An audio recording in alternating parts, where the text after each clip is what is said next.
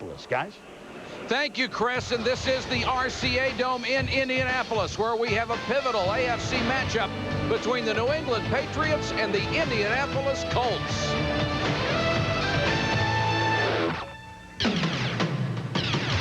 They're the NFL's young guns, armed with enormous talent and quick strike ability. I love having all kinds of opportunities to throw the ball. You know, that's what it's all about when you're playing quarterback. You want to throw the rock. Drew Bledsoe has waged a full-scale assault on the NFL record book, and by season's end will own a few chapters. Marshall Faulk has had equal impact in Indy. The do-it-all back has resurrected the franchise and is on pace to topple 2,000 yards. I would like to be a top-notch running back, you know, that can just do it all, whether it's run, pass, you know, pass catching, blocking. Doesn't really matter, you know, you're just doing whatever it takes to get the job done to see for it that his team wins. By land and by air, guns are blazing on Sunday Night NFL.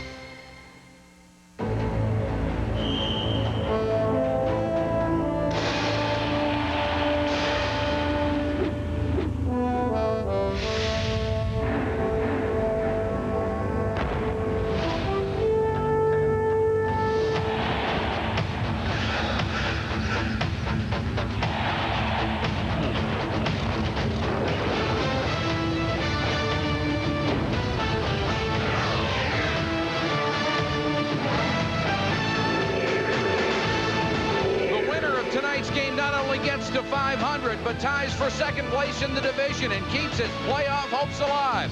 Both Ted Marchibroda and Bill Parcells call this game the most critical they face since they've been with their respective franchises. Good evening, everybody. Mike Patrick along with Joe Theismann. It's great to have you with us. When Bill Parcells came to New England, we all expected to see NFC East-style football. Smash mouth on both sides. But 11 weeks into the season, they're 27th in rushing offense, 27th in rushing defense. More incredibly, they are #1 in pass offense. We have Air Parcells. But what great coaches do is adapt to their talent, and he's done it. He has, Mike, and the talent on this football team is at quarterback with second-year star Drew Bledsoe. Here's a guy who leads the league in completions, attempts, as well as passing yards. He's already set 2 NFL records, and the way he's going, probably going to wind up setting a few more. I think the one thing, though, quarterbacks are judged on is how many wins you're going to get, the number of wins you get. And if the Pats are going to win, they're going to have to go to a two-dimensional style of offense. I mean, tonight they're going to have to do what they did against the San Diego Chargers. They're going to have to pound Marion Butts, take the pressure off of Drew Bledsoe. And then they're going to come back on defense and have to commit maybe 7-8 guys to the line of scrimmage to try and shut down Marshall Faulk in the running game. Well, it was certainly effective last week against Natron Means. You know, the Colts have been bad for a long time, but at least being bad last year was good enough to get them the second pick in the draft, and they nailed one. They got Marshall Faulk. How important is he? The past 4 years without him in rushing offense, the Colts have been 27th, 28th, 28th, and 28th. With him, they are 6th. I think he means as much to this club as any player in the league means to his team. I agree with you. And I asked Coach Marchibroda, I said, have you ever had one player mean so much to a ball club? He said, yeah. He said, Bert Jones meant an awful lot to my team. He said, but I'll qualify that. I've never had a rookie mean as much to any team as Marshall Faulk has meant to us. I mean, here's a guy who's gone out and had to really carry this football team. But if the Colts have designs on getting into the playoffs, other guys are going to have to step forward. For example, tonight, Don Mikowski's going to have to be effective throwing the football. The wide receivers are going to have to win their one-on-one battles with the corners. And defensively, they're going to have to flush Drew Bledsoe out of the pocket, make him make mistakes. You know, Mike, Marshall's carried this football team as far as he's going to be able to. I think if they're going to get over the hump, other guys are really going to have to step up. Of course, they could use a few more holes for Marshall to run through than they had last week. And for more on that, let's get out of the field and Mark Malone. Well, thanks, Mike. As you're well aware of, the Colts have spent a tremendous amount of money the last 2 seasons trying to beef up that offensive line. And the centerpiece of that line steps into our Sunday night spotlight tonight. All-pro left tackle Will Wolford's role becomes bigger because of the loss of right tackle Zephros Moss. Wolford is not only expected to spring Marshall Faulk tonight, but he'll have his hands full with second-year sack specialist Chris Slade. And we're going to take our spotlight camera down into the trenches and watch this battle develop blow by blow. Then I'll bring you video reports throughout the game, all on our Sunday night spotlight. Mike? All right, thank you, Mark. Ted Marchibroda, 7 games under 500 in his second tour of duty with the Colts. The first time with the ball club, he engineered a huge turnaround and won 3 straight AFC East titles. Bill Parcells also 7 games under 500 in New England after starting from scratch. His great success, of course, was with the Giants, where he had a pair of Super Bowl championships. A little surprising here tonight at the RCA Dome, at least to me. Not a sellout. Your club only 1 game from 500. A chance to get into the playoffs. I think, Mike, it has to do with the fact that there's been mediocrity for so long that these fans are still a little bit skeptical about whether their football team really is a legitimate ball club. Well, we'll find out tonight. This is the biggest game the franchise has had probably since the Colts moved to Indianapolis.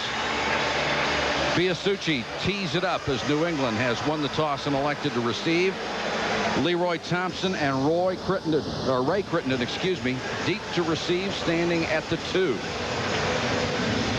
That's Crittenden averaging more than 20 yards a return. Thompson averaging 22.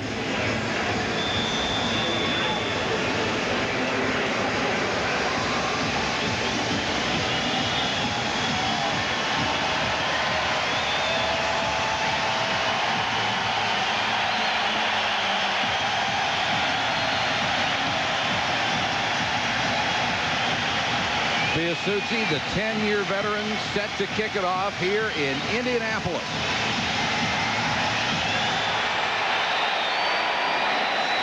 Crushes one, and Crittenden will bring it out from 2 yards deep in the end zone. Across to 20, then gives ground and nailed about that line. Take a look at the Patriots offense. Drew Bledsoe leads the NFL with more than 3,200 yards passing. He's made some mistakes, but more often he's been spectacular. Ben Coates has excelled at his tight end friendly offense. He's on a pace to catch more passes than any tight end in history. And 2-time Pro Bowler Bruce Armstrong, back to form after a severe knee injury 2 years ago. He was named to the club's 35th anniversary team. And which New England offense will we see tonight? Marion Butts, the deep man in the line, and he'll get the call. Butts rams his way out near the 25-yard line. For the Colts on defense, Tony Bennett has made a big difference in the pass rush. His 7 sacks, a full third of what the whole team had a year ago. Jeff Herrod back in the middle where he's more effective. Herrod has had at least 135 tackles each of his last 6 years. The Colts haven't had a left corner they could count on in years. Ray Buchanan moves over from free safety to solve that problem. He has all the tools. 2nd and 6.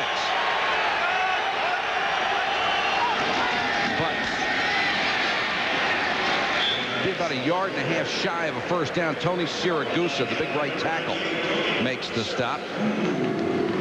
You know, Mike, this is, I really feel like what the Patriots want to do. They want to really establish a running game. You have to, if you want to look down the road a little bit, they'll play 4 games, all of them outside, and they have to realize that Drew Bledsoe is not going to be able to be Air Bledsoe in inclement weather. So tonight would be a good night for him to start getting a running game. That's what's been such a shock. Bill Parcells says, I'm about as subtle as a punch in the mouth. 3rd and a short 3. Butts tripped up, got to the 30. It'll depend on the mark. He needed to get almost to the 31-yard line. Herrod cut his legs out from under him. Jeff Herrod, the middle linebacker in the 4-3 setup. He's responsible. They come out and does a good job of scraping off. Nice job by the defensive linemen protecting their middle linebacker and allowing them to fill the hole. You love to see a middle linebacker going forward when he makes plays, Mike. If your middle linebacker's going backward or pursuing side to side, you're having trouble stopping the run. Ever since Herrod has been on this ball club, all the defensive players acknowledge that they feed off of his leadership. And they got the first down by a couple of inches. Now, normally after 3 runs, you'd think a coach would come back and keep on pounding, but coaches by nature have itchy trigger fingers. Bill Parcells has Ray Perkins calling the plays, and Ray's a little bit of a gambler, so something may come out of this series. Patriots, the only team this year not to score on their opening drive. 4 in a row for Marion Butts. Didn't get much on this one. Herrod was there. Tony Bennett was there, number 56. Butts really enjoyed last week beating the San Diego Chargers. Had his best game of the year with 88 yards rushing. Who says this game isn't personal? Paybacks are fun. Leroy Thompson, number 36, an excellent receiver out of the backfield. Checks in on 2nd and 9.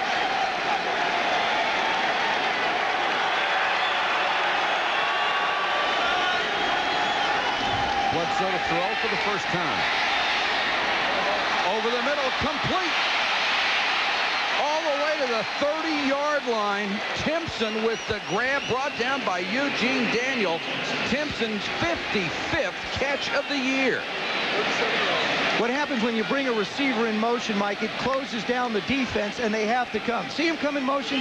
Now, see how the defense shuts down? That means he's got a smaller area to run through traffic, and when he gets to the middle, he can get there quicker. The linebackers haven't had a chance to get back into their drops yet, so he's in that dead zone.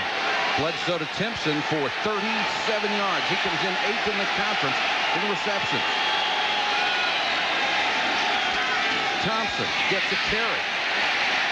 Staggers forward for maybe a yard. The blocking back is Sam Gash, who gets the start tonight. Number 33. He's been a much better blocker out of that up-back set. Stephen Grant, number 59, really did an excellent job. When Trev Alberts went down early in the year, Stephen Grant has stepped in and done an outstanding job as a left outside linebacker position. Where's he from? Oh, I think he's from, you're talking about Stephen Grant. I think he's from West Virginia. I think you're right. You're right. 2nd and 8. Patriots on their opening possession. Thompson. Bennett closed down in a hurry from that defensive end spot.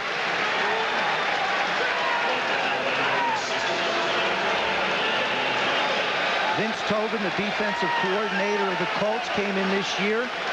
Still trying to find an identity for his defense. He's looking for that guy who can put pressure on, like a Tony Bennett. Joe, here's a moment this team has waited for a long time. Trev Alberts has checked in right now. He's lined up at the left defensive end. Their second #1 draft choice this year. Bledsoe throws complete to Coates, and Coates gang tackle as he got to the 20. That should be enough for the first down. I want to show you something about Drew Bledsoe, Mike. A lot of guys need a pocket to step into, but you're looking at it from a defensive perspective. He throws actually over the pocket. See, there's really not a lane. There's no lane for this guy to throw over. He is one of the few quarterbacks in the league who has a release that allows you to throw over the pocket, not through it. Incredible. Being 6'5" helps. Well, yeah, I wouldn't know. Timpson's the man in motion. Butts hammers his way to the 15-yard line. Gain of about 4. Harad met him.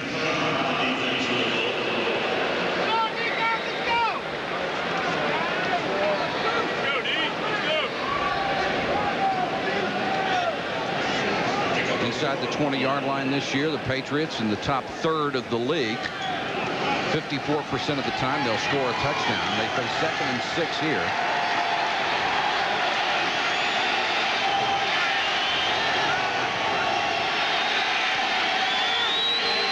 Thompson to the 10 and just inside the 10. Maybe a half-yard short of a first down. Oh, it's that on that particular play, Mike. Marion Butts has been called upon to run the football a lot, but on that play he was the lead blocker and did an excellent job on Bennett and kicking out and giving the runner a place to go. He's right here. He's going to come in and kick out here and allow the guy to go up inside. Watch. Does a nice job of kicking out. See him kick out on Coriat? That's what made the play. Check it. It was Gash on that last carry. Sam Gash, only the 2nd time this year he's run the football. 3rd and a yard. Butts, first down to the 6. And this looks a little bit more like what Bill Parcells did with the New York Giants. Well, you know, that's a great play down here. I think the shortest point you want to get to is a straight line. It's just a simple fullback lead. You're going to see the fullback. Fullback's going to come through. You hope for a push here to get it back and allow the back to read it. Here's your crease. You got 2 people on the rod. You talk about respect for a middle linebacker. They bring the guard around as well as the fullback. 1st and goal from the 6. They'll go with 2 tight ends. Coates and Burke, number 85. Oh, what a shot. Siragusa just crashed through and buried Sam Gash. Siragusa 315 could do some damage. Well, what happens is they bring too many people up for him to block. He's right here. But you watch these. Here comes the safety. Here comes the linebacker. He just fills that hole. When that hole gets filled, Big Tony's right there. The goose. You got to block a guy 315. Oh, yeah. You can't turn him as a free That's runner. what Gash is telling him. 2nd and goal from the 9.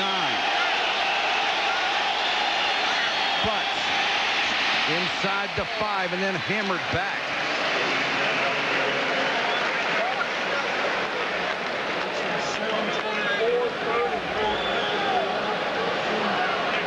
The Patriot wide receivers, Mike, aren't necessarily the most physical guys in the games. I think down here what you do if you're the Colts is you're willing to commit to bring the safeties and the linebackers so that, number one, you clog up the running holes. Number two, put pressure on Bledsoe and make the receivers get away from the corners. 14th play of the drive that's lasted more than 8 minutes. 3rd and goal, and now Bledsoe will use the timeout. Didn't like the defense he saw. Timeout, 6:41 to go first quarter. The Pats have had the ball the whole time. Dome in Indianapolis. The Pats have had a drive that has lasted 8 minutes and 19 seconds from the opening kickoff. They face 3rd and goal from just inside the 5. The only team in the league that has not scored on the opening drive this year. We're going to leg up on it now.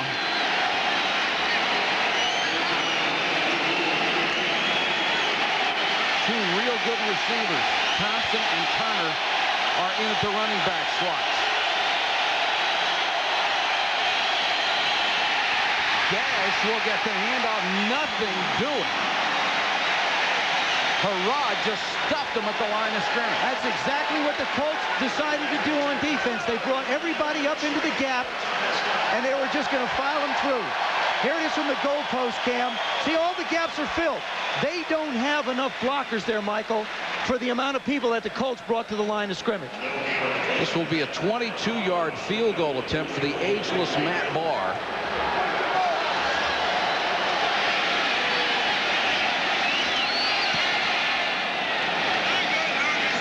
And now the Patriots have scored on an opening drive for the first time this year. The Colts haven't touched the ball first quarter. Marshall Faulk will when we come back. Colts are 5-6. We asked Ted Marchibroda about the importance of this game. For our football team and the Colt organization, this is the biggest football game that we have played in the 3 years that I've been here. We're playing games now that are meaningful as far as the playoff picture is concerned, and some of our football players have never been in this position before. So we're eagerly looking forward to this ball game, and it's an extremely big game for us. There's Pat O'Neill, the rookie out of Syracuse, drafted in the 5th round this year, set to kick it off from the 35-yard line. Humphrey and Brewer are deep. Bill Parcells, of course, echoes the thoughts of Ted Marchibroda. Humphrey to the 23, maybe the 24-yard line. We've got a timeout, 5:53 to go, first quarter. The Colts on offense when we come back. 3 to go first quarter. Colts have the ball for the first time. They'll start just outside their own 23-yard line. Don Mikowski leads them out of the huddle. Marshall Faulk, the deep man in the eye.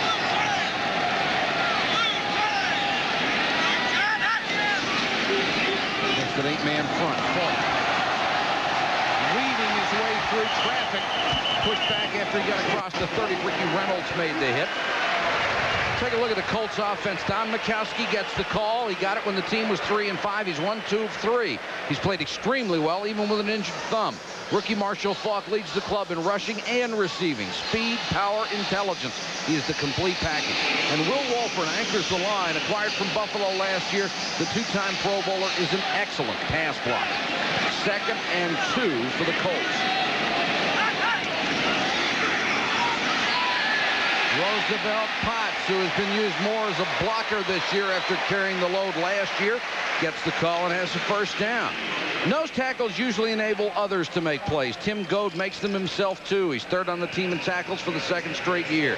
Vincent Brown leads the linebackers in stops as usual. He's a very underrated backer and a leader for the defense. Maurice Hurst, 2 picks last week with 6 interceptions for the season. He's tied for second in the NFL.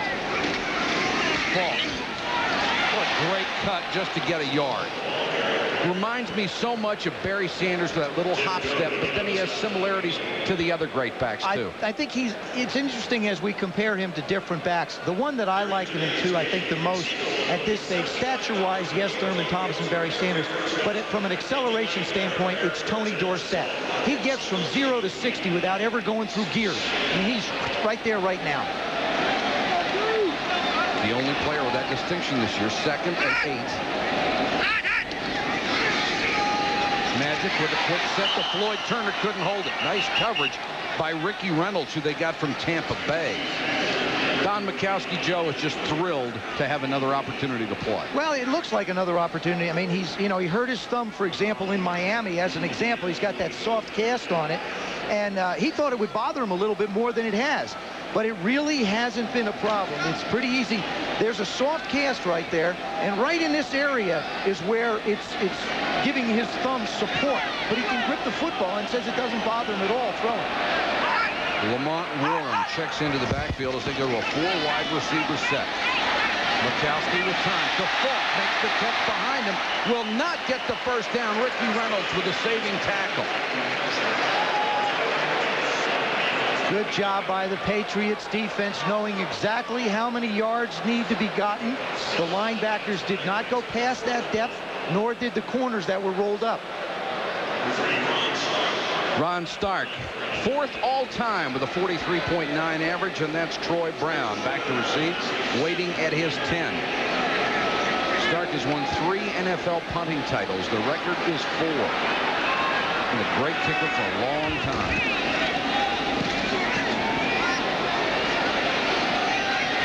Brown at the 11. Tries to cut it back.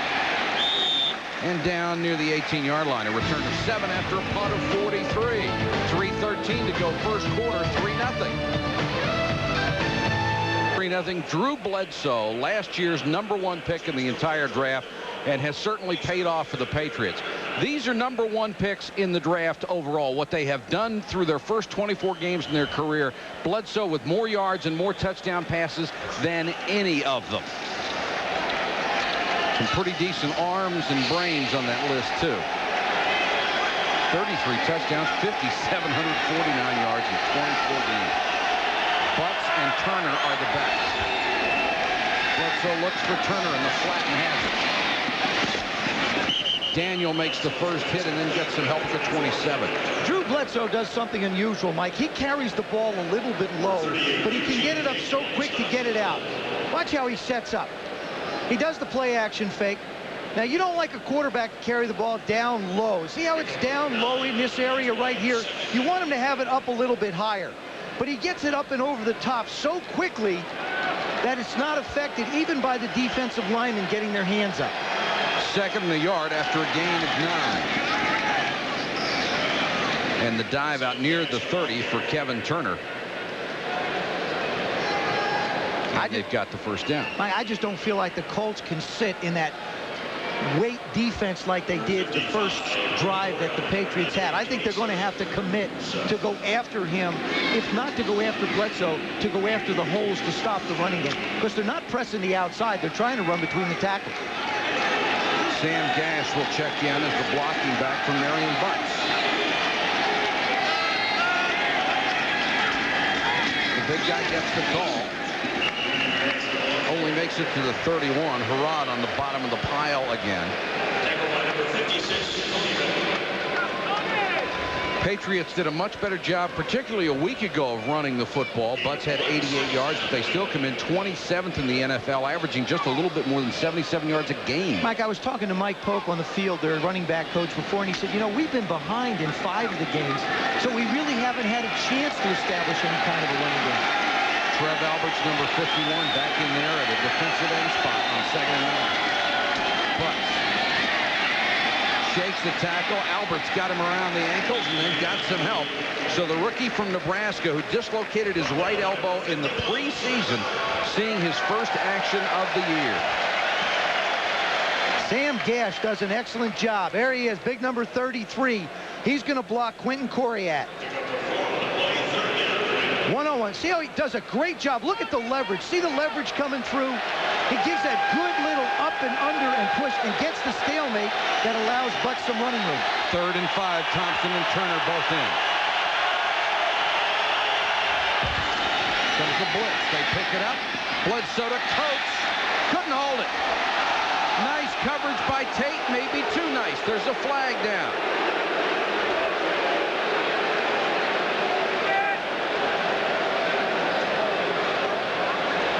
And Coates slow to get up. Question is, did Ben Coates push off to get himself barely open? Double foul, holding, number 71 offense, pass interference, number 49 defense, penalties offset, replay 3rd down. Big break for the Colts on that one. Number 49, David Tate.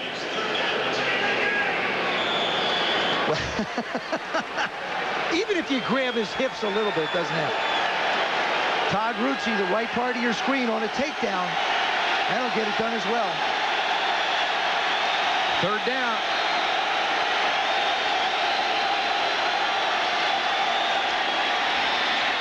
Four-man rush. Bledsoe has to dump it out in the flat. Thompson swarmed over at the 32, and the Colts did their job that time. Jeff Herrod went out in the flat with him and made the tackle. Tony McCoy applying the pressure on Bledsoe.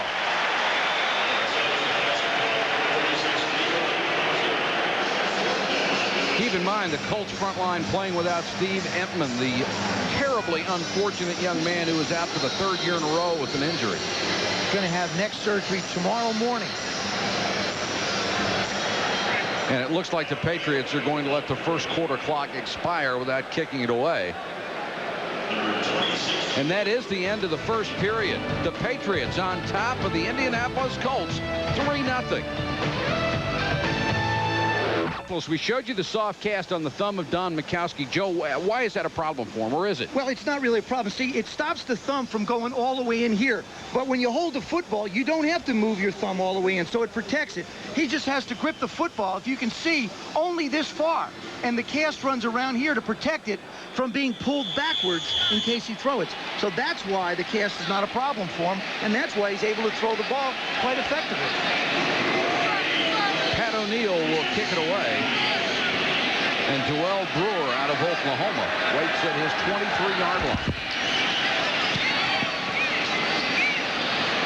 Beautiful spiraling kick. Brewer from the 18. Got a block at the corner. And then pounded down at the 30. A return of 12 after a kick of 50 yards. The net 38.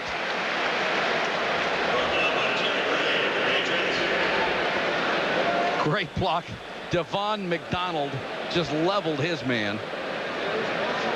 Left part of your screen. Now watch what Devon McDonald does right here. He doesn't cut. He gets his head just as he gets his head on the inside part of the shoulder. Now look at it from the righty. There it is right there. Great anticipation of where the man that's chasing him is going to be. You don't go where he is. You go where he's going to be. McDonald, backup linebacker. Got his lick in on that one. Mikowski. Plenty of time. Down the middle, Sean Dawkins. Dawkins to the Patriot 44. And with Marshall Faulk, play action has got to be a great call. Absolutely, Mike. And that's the respect for Marshall Faulk. Just his reputation sets this play up. I want to show you the space that is given by the linebackers. Watch the linebacker. The fake's coming in. Watch these linebackers. Dawkins is going to have all this room to be able to work. Look at the reaction of the linebackers. Look at the space that Dawkins has to make that play. There isn't a linebacker here. It looked like a prevent defense. It was so wide open. Potts slithers his way down near the 40.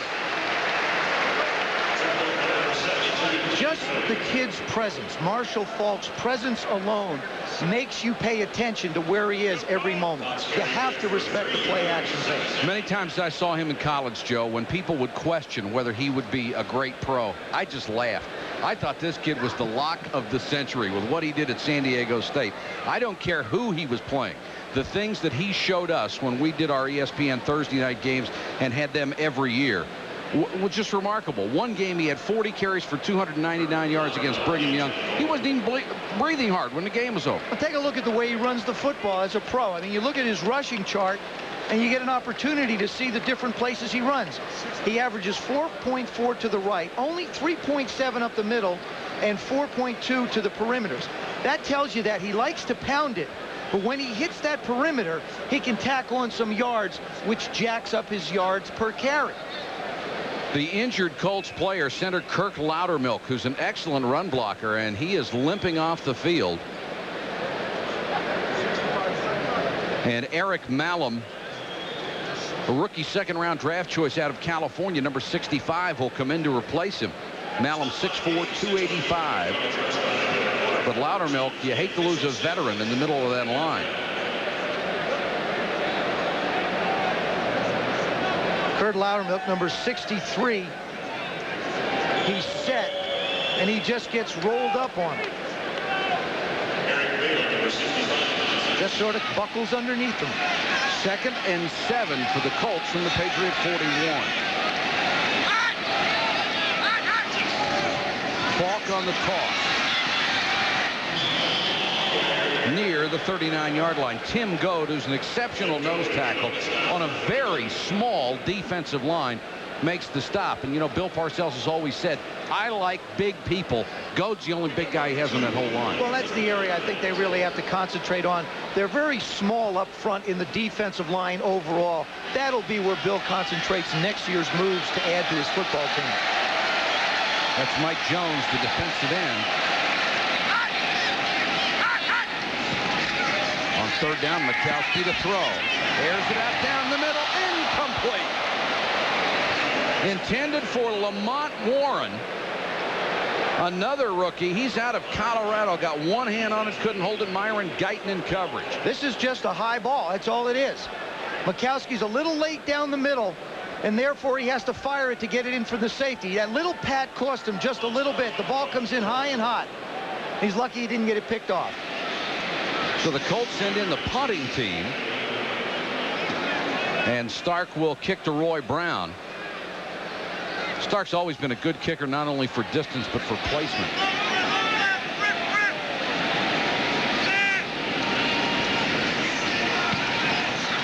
Puts this one very high. Brown signals fair catch and will make it at the 12. So Ron Stark does his job, even though the kick is only 27 yards. Marshall Faulk, one of 2 young superstars tonight.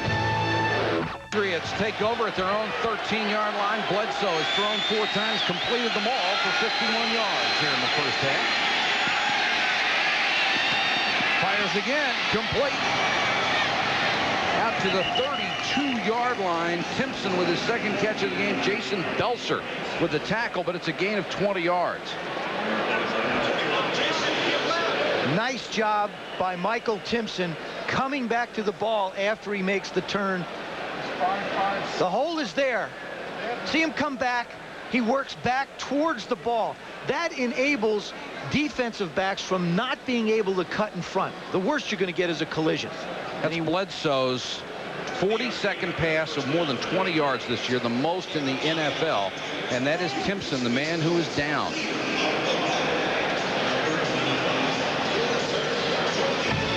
You don't have to wait till next Sunday. Be with us Thursday for an NFL special. 7:30, the NFL Tonight. Chris Berman, Tom Jackson, Chris Mortensen.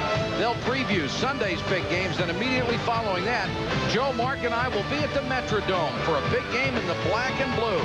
The Chicago Bears against the Minnesota Vikings. 7-0, believe it or not, Steve Walsh and the prolific Warren Moon facing each other in a game that will determine who is in first place in that division. The Bears, after the Vikings lost to Tampa Bay this afternoon, have 1 game up in the division. And Steve Walsh is undefeated That's great for him. I mean, well, the thing was, he won 3, sat down. He's come back now and won 4. That's right. Doing a terrific job Timpson engineering. able to walk off on his own, and Crittenden at number 81 will place him in the lineup.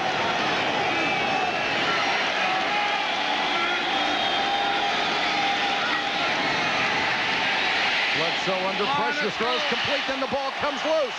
Recovered by the Colts, now they say incomplete.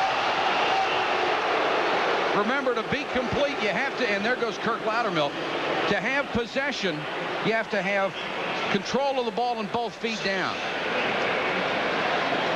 This is a nice throw that Bledsoe gets off. Good pressure by the Colts up the middle. He sidearms this one out. This one will come out a little bit sidearm. There's a good move by Thompson. Never has possession. Good call by the official. 2nd and 10.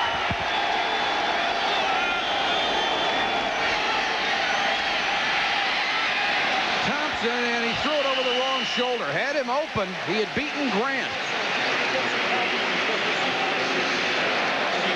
And Bledsoe would like to have that one back. He really would. And what caused this was the pressure by the Colts. They brought Harrod that time, made it a 5-man rush.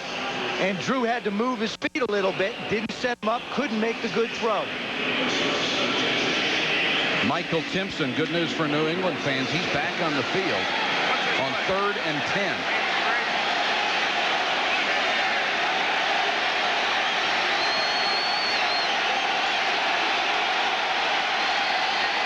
Comes another blitz.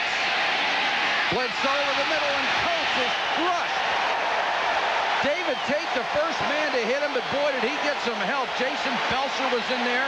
Mike, that is the most critical mistake a quarterback can make, trying to hit a crossing pattern on the opposite side of the field. Ben Coates is going out. He releases. Now he's going to go inside. Now he should get the ball there. But Bledsoe waits until Tate is in a hitting mode and just nails him. That ball was thrown too far in front of him.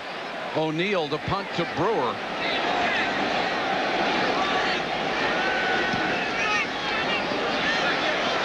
High and short. Brewer takes it at the 25. And got 12 yards out of it. There's a flag down on the play. We'll check the penalty.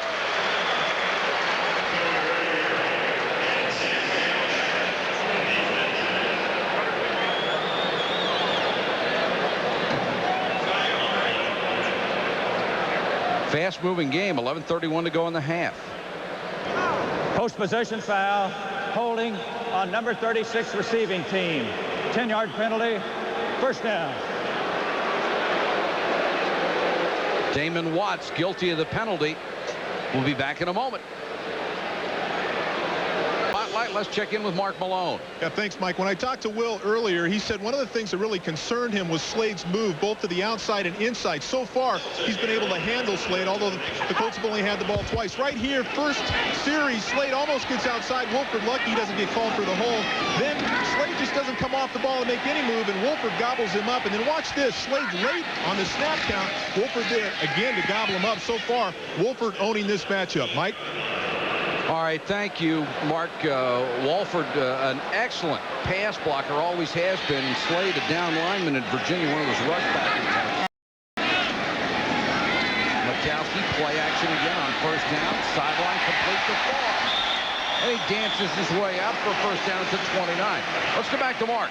Yeah, Mike, how about these numbers? 2 possessions, 5 minutes for the Colts, 9 plays. They've thrown 4 passes, no pressures, no hurries, no sacks. Wolford doing a pretty good job, Mike. And Mark, I think that's a result of the play action. They really crossed him up on the play calling, Joe. It's because nobody wants to get beat by Marshall. Can't blame him. There's Slade, 8.5 sacks this year, 3.5 last week.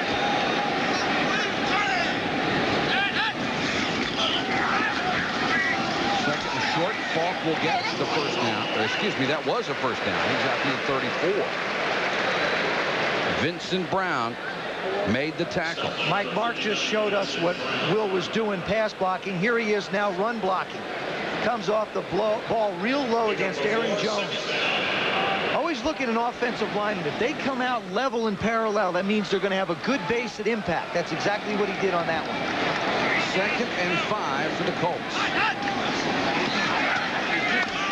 Mikowski underneath to Dawkins. Dawkins to the 43-yard line. Sean Dawkins is playing much better than he did a year ago. Interesting concept used by the New England Patriots. That time, they brought one of their corners and safeties on the blitz, but they dropped Tim Goad back into pass coverage. Now, Goad's number 72, their nose tackle. Quarterbacks don't expect to see that, but Mikowski got the ball off quick enough.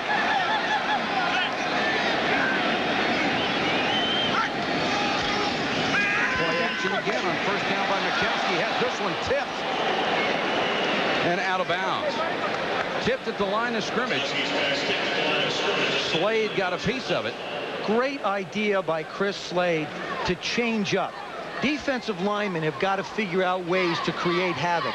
If you can't put pressure on the quarterback, rush just a little bit. Watch number 53. He starts to come. Now he stops. Rosie Potts doesn't go get him, but he manages to jump in the air. It's just good, smart defensive play. 2nd and 10. On the draw. Slides through a very small opening against the midfield. There is a flag down, however. Slade tripped him up. He doesn't need much of a crease, does he? But this will come back on the hold.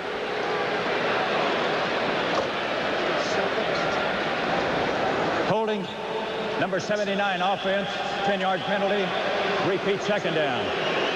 And you see the reaction of Joe Stasiak, who is now in center for Kirk Loudermilk, who suffered an injury earlier.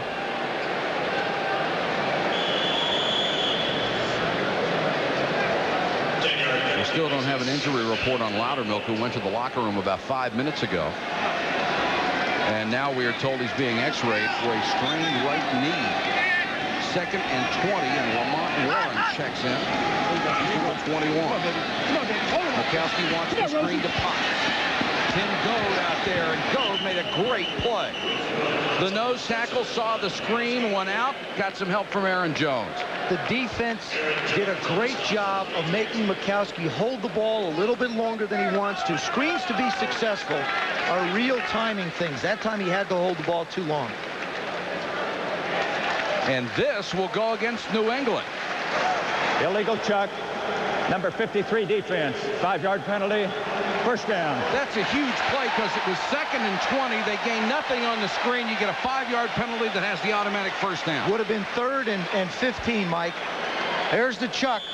Lamont Warren out. Slade's going out. Pass 5. You can't touch him. I mean, Chris Slade used to rushing the passer a lot. That time he's out in space and gets caught.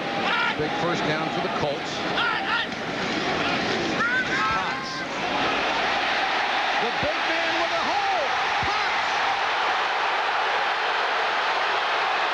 To the 9.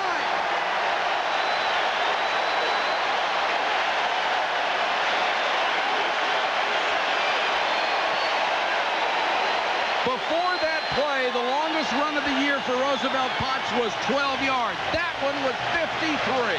And what makes it so interesting is they put Marshall Faulk right here in the slot. The defense is looking. He just takes it right up the field on the left side. Everybody's aware where Faulk is. But hey, look at the Rosie man bouncing off of people. He just said he wants to contribute in some way, has really accepted Marshall Faulk's presence very, very well. 1st and goal. Potts again. Hammers his way to the 5. Not as big as he was as a rookie. He lost some weight because he said he wanted to be a better pass receiver, and it made him a little quicker, but he still got enough weight to be devastating as a runner. And it was interesting sitting with him in the locker room on Friday talking about his new role. Yeah, he said, I'm disappointed I'm not the man anymore, but it doesn't matter. We've got a great one in Marshall Faulk, and I'm going to contribute any way I can. The Colts inside the 20, 2nd best in the NFL, and that goes back to Marshall Faulk and the ability to run the football in close. Faulk on the toss, tries to cut it back. No place to go. Still got back to the line of scrimmage. Looked like he'd lose 4. David Bavaro made the tackle. See, down here on the goal line, inside the 10-yard line, I'm not a big believer in pitching the ball to a tailback 7, 8, 9 yards deep. The defense is too close to the line of scrimmage. You can get too much pursuit from corners and linebackers. 3rd and goal from the 6. Patriots lead at 3-0. Falk in a slot left. Bad snap. And Mikowski does the smart thing, just dives on it. Stasiak, the center, out of the shotgun. A loss of 18. That's a combination of a couple things. Stasiak's a guard, but he's also got goat on his nose. So we know he's got to make a block. He's more concerned with the pass blocking than he is with getting the ball back to Mikowski. That either hit the inside of his thigh or it hit the towel that he has. And now Loudermilk will come in to snap for the field goal attempt for Dean Biasucci. It will be a 42-yarder. The club's leading all-time scorer.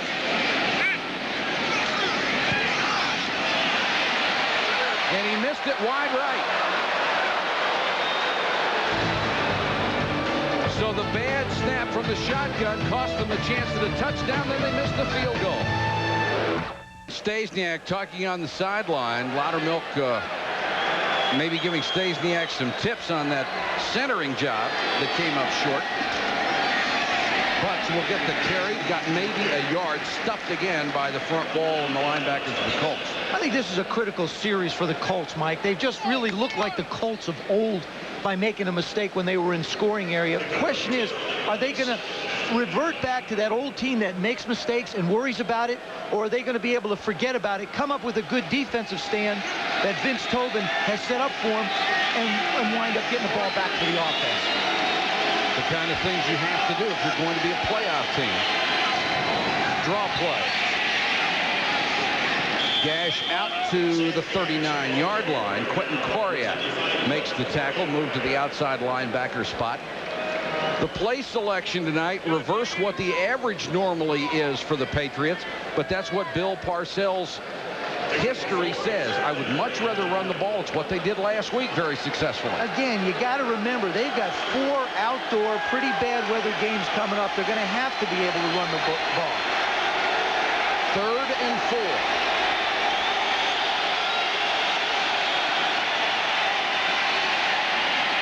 Underneath, Thompson makes the catch, gets it out to the 44. That'll be a first down.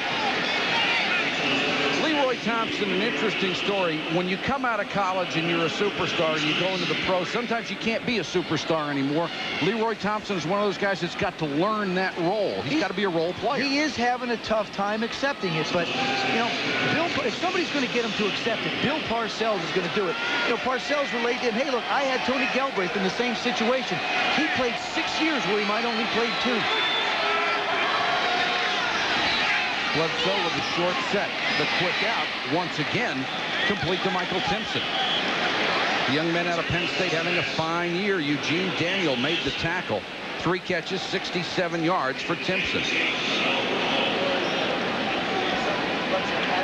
You would think with their numbers that the Patriots had great receivers. They're not there yet.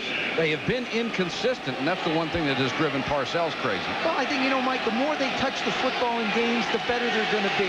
If they don't touch it a lot in games, every drop is a big one. But if you catch, like Michael coming in this game, Timpson had 54 catches. On first down, Thompson will get a running call and picks up about 4.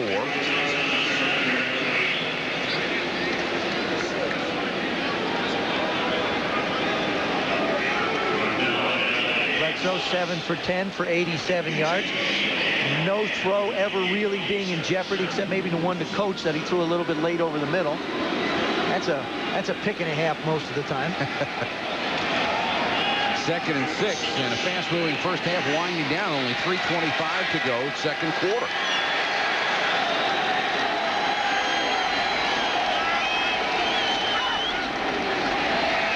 Bledsoe under pressure. Shovels it forward, and Coach can't hold it, but I think they're going to whistle it dead. They do. It's a sack. Tony Tony McCoy out of the University of Florida came through and got Drew Bledsoe. That's the sign of a little bit of inexperience and a great play by Tony McCoy. Talk about a guy, watch number 9. He's just not going to quit. He's going to keep on working and working till he finally gets to Bledsoe. 2 guys block him. Now 1 guy blocks him, but he's not stopped. He just keeps on working. Now, Drew, just go down with it. Don't get crazy. Now, the reason they blew it dead, even though he wasn't going down, is because a second player had a shot at him while he was being held by a first. They will always blow it dead when the quarterback is in imminent danger. 3rd and 3. Bledsoe changing the play, flag down, clock ran out.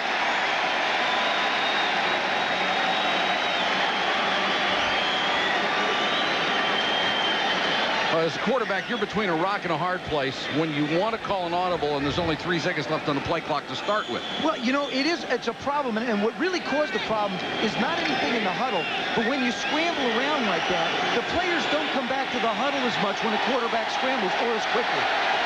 And the Patriots haven't been penalized very much at all this year. Number 1 in the league. Alberts with pressure. Steps up and throws incomplete. Intended for Troy Brown on the crossing pattern. ESPN 2, Trev Albert going there and putting the moves on. But on the other side, Bruce Armstrong doing an excellent job. Watch Bledsoe's backside.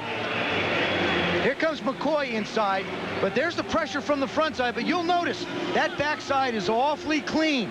That's a nice job by Bruce Armstrong on his left side. O'Neal will have to punt to Brewer on 4th and long. And this has been a real defensive struggle. Nice kick. Brewer lets it go, and it bangs into the end zone. So the Colts will start from the 20 when we come back. 2:15 to go in the half, a 53-yard punt. At halftime, the fastest 3 minutes in television with Chris Berman, all the highlights. Dan Marino with one of the great fake plays you will ever see in your life. And then we'll be back to the RCA Dome for a first half recap. Kirk Loudermilk is back in as the Colts center, number 63, the 10-year veteran out of Ohio State. Mikowski, 4 out of 7, 55 yards. To the Falcons, to the Dawkins. Draw play, 4. Room to run. Look at this. He just explodes. And if you ever see him get loose in the secondary, he's got a 5th gear too, and you'll never catch him. We got a player down. And we'll check on the injury when we come back. We've hit the 2-minute warning. 3-0 Pats. Will Wolford in the spotlight. Let's check in with Mark Malone. Yeah, Mike, so far I'm surprised that the Colts haven't run more to the right, to the left side, excuse me, was Efros Moss out and then Loudermilk. But in that last drive, Will Wolford wasn't all that effective. As we take a look, first of all, on the screen play, Aaron Jones doesn't really rush, and then going down the line, he misses the block. Jones goes ahead and makes the tackle. And then right here, Wolford whiffs. Mike Jones in on the tackle for the loss. Hasn't been that great a drive for him. Mike? All right, thanks, Mark. And Myron Guyton was the injured player. He's been replaced by Corwin Brown, a second-year player out of Michigan. Guyton now being tended to on the sideline. 2 minutes to go in the half. The blitz on Mikowski. The screen to Falk. And Falk into New England territory at the 45. Aaron Jones chased him down from behind. Gain of 18. That's the timing you want on a screen. Marshall Falk lined up in the backfield out to the left side. 1, 2, 3 quick steps by Mikowski. The line gets out front. Wolford does a nice job. Staznak does a nice job. And as Mark Malone said, if you can't run to the left side, then throw a screen over there. Mikowski again with time. Throws complete down to the 37-yard line. Jackson, the veteran, picked up as a free agent this year after he was cut from the Giants. Mikowski still has the fire in the eyes. Plenty of time. He's doing a nice job of orchestrating this. You can move receivers. You got plenty of time. 2nd and 2. First down at the 31-yard line. Dawkins makes another catch. Joe, it's funny watching Mikowski in practice. He has the arm strength back after he had lost it. Well, Mike, you know, it's interesting. I talked to Don for a long time. He said after minicamp, he was so disappointed in the way he threw.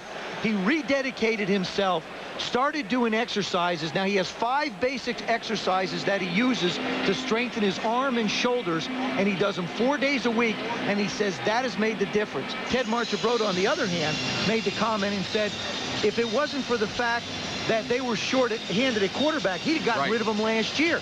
So, I mean, Mikowski has really worked himself into the position to be the starter. All right, let's check in with Mark Malone. Mark, what do you have? Yeah, Mike, just some numbers on that last drive as we watch Will Wolford make some crucial plays in this 2-minute drill. The last drive, the Colts ran 8 plays. They only ran 2 times to Wolford's side.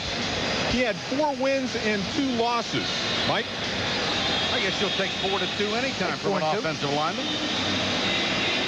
Any quarterback would take an offensive lineman with 4 and 2 if they were run blocks. Absolutely. Spot the ball just outside the 30. Colts had 1 scoring opportunity earlier, missed the field goal. They spread the field. Falk in the flat. Blockers in front. Slips the tackle and slithers down to the 24. Rod Smith made the stop. Now there's a time where he might have been a little more prudent and tried to work out of bounds to save his quarterback a little bit more time. 2nd and 2, clock running. Down to 40 seconds. Mikowski wants it all. End zone. Dawkins. That's it.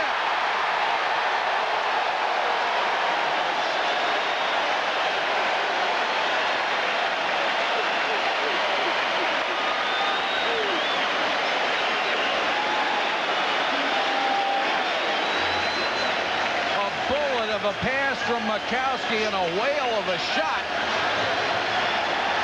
but Dawkins held on. You know something? This is what Sean Dawkins needs to do. He needs to come down with big plays. He got a tremendous confidence boost a week ago. Going into the last few seconds, Mikowski said, I'm going to you. He made the catch for the winning touchdown, and that was the kind of psychological boost that Sean Dawkins needed. He has 4 catches for 63 yards and a touchdown in this one. Biasucci for the point after.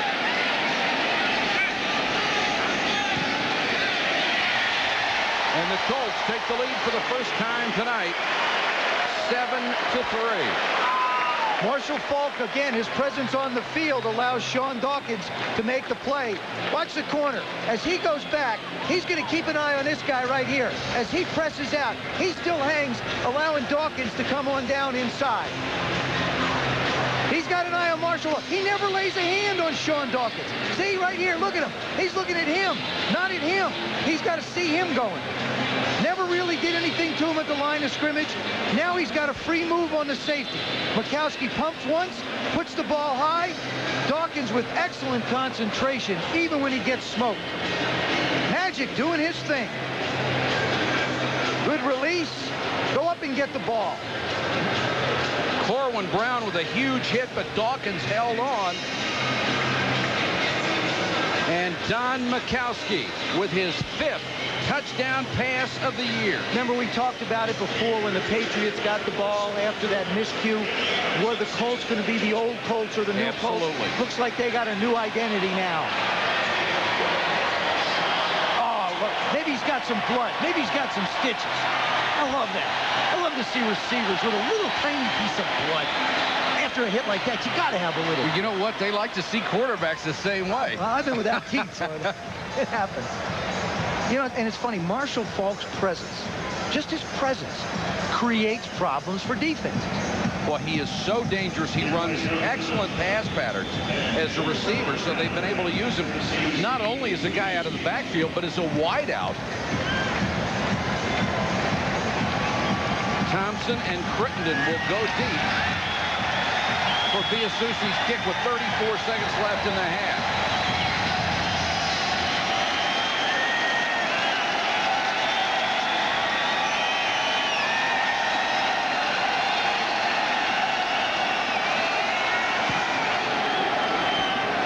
Another good kickoff.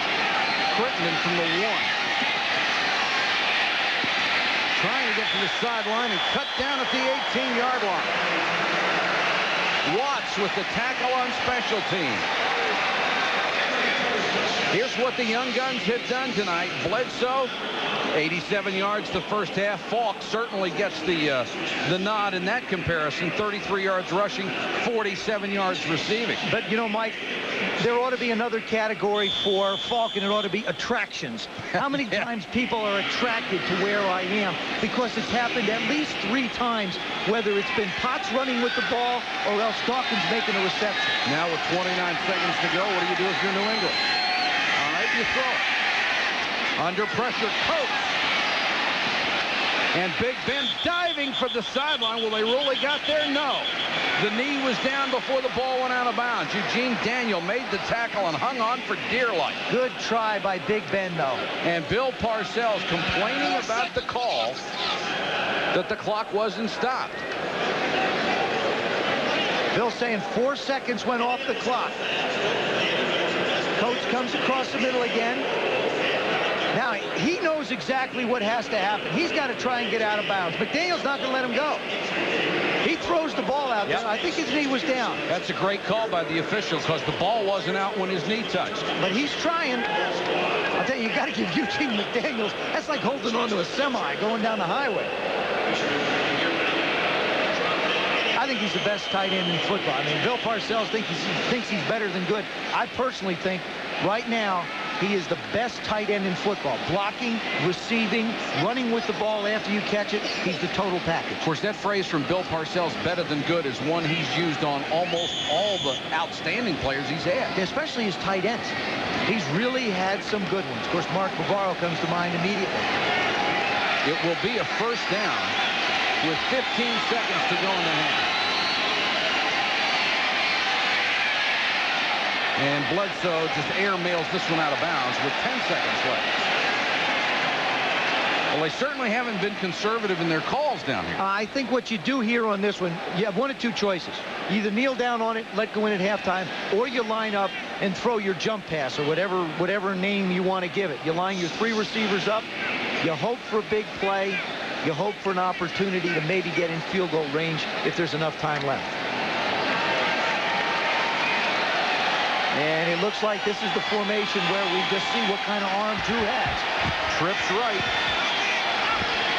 3-man rush. Bledsoe under pressure. Trev Alberts got in there along with Tony Bennett. Got to be a great feeling for him. And the clock stops with 4 seconds to go in the half. Now it restarts after the ball is marked ready for play. And that's the end of the first half with our score. The Colts 7, the Patriots 3. Now let's join Chris Berman for the accurate halftime report. All right, Michael, thank you very much. As one of these two teams will get to 500 in the AFC East, but elsewhere in that division today, here in a wacky Week 13, the Jets were trying to get to first place for the first time this late in the season since 1986. If they could beat the Dolphins somewhere in the swamps of Jersey, which they usually do. They'd won 7 of the last 9 there. The Jets led at 24-6. But Marino to Ingram has got him 24-21. Marino to Ingram has him down to the 7. Marino, watch this. Think about throwing the ball down. No, he doesn't do it. He fakes it. He throws it to Ingram. 4 TDs from Marino to Ingram. Miami with a 2-game bulge. More in this in a moment. 28-24. Steelers. Par. Steelers, Raiders, reliving an old rivalry. Mike Tomczak, who needs Swan and Stallworth? He got Yancey Thinkpen for a touchdown. Kevin Green looking like Joe Green. Gary Jones looking like L.C. Greenwood. Kevin Green looking like Joe Green. Steelers looking like big winners, 21-3. Oilers and the Browns. Browns trying to keep pace with Pittsburgh. Leroy Horde, hold on to the ball, bust your way through. Horde, 100-yard game, tough sledding here for a touchdown against the Oilers. Cleveland wins it 34-10. Both they and Pittsburgh 9-3. At the Murph, Chuck Knox won there as a Ram coach in 75, tries to do it in 94. But it's Flash, it's the commissioner, it's Darian Gordon, 75 yards. Think Sean Landeta's going to get him? I don't think so. He can't go all the way. Lightning bolts win 31-17. They're 9-3. Chiefs, Seahawks, Kingdom. Joe Montana, sprained and twisted left ankle. 40,000 yards he's got on his career, but the Seahawks have the victory. Hard-hitting defense by Orlando Waters and Robert Blackman. Seahawks upset the Chiefs 10-9. Eagles, Falcons. Bad Moon back after a one-game suspension. Atlanta defense back after they should have been suspended for 2 weeks. Chuck Smith, Randall trouble throwing. Chris Dolman with a sack. Jeff George to Terrence Mathis. 10 times on the day. Touchdown. The Falcons beat the Eagles 28-21. Bucs and the Vikes. Sam Weiss's team has not won since October 2nd. But we go to overtime after Minnesota scores and gets a two-point conversion late. Brian Davis knocks into his teammate Eric Gulliford on a punt return. Sends up Michael Kamohu, who's dead. 23-yard field goal. Bucs win. Upset the Vikes, who have now lost 3 straight. 20-17 OT. Cards, Bears. Used to both work in Chicago. So did Buddy Ryan. His Cardinals are in Arizona. But Steve Walsh is 7-0 as his starter. To Jeff Graham, who crackers his way for 44 yards, setting up Kevin Butler's field goal. The Butler did it for Wannstedt. Overtime. Bears, first place in the NFC North, 1916. Giants, Skins. Hard rain gonna fall. Get that side out of here, Henry. Dave Brown to Arthur Marshall. Fantastic catch, 34 yards. Next play, Brown, Chris Callaway. Giants do what they usually do. Beat the Skins, 21-19. Bengals, Bronx at Mile High. These are the last 2 teams to win a game all year in the NFL. But John Elway trying to get his team to 6-6. To Anthony Miller, zing, touchdown. Broncos, Wade, comb the hair here at 500. Denver 15, Cincinnati 13. This halftime report is presented by... The only touchdown in the first half of our 7-3 game, Don Majkowski. The scoring strike to Sean Dawkins to put the Colts on top. We'll be back with the second half kickoff in a moment.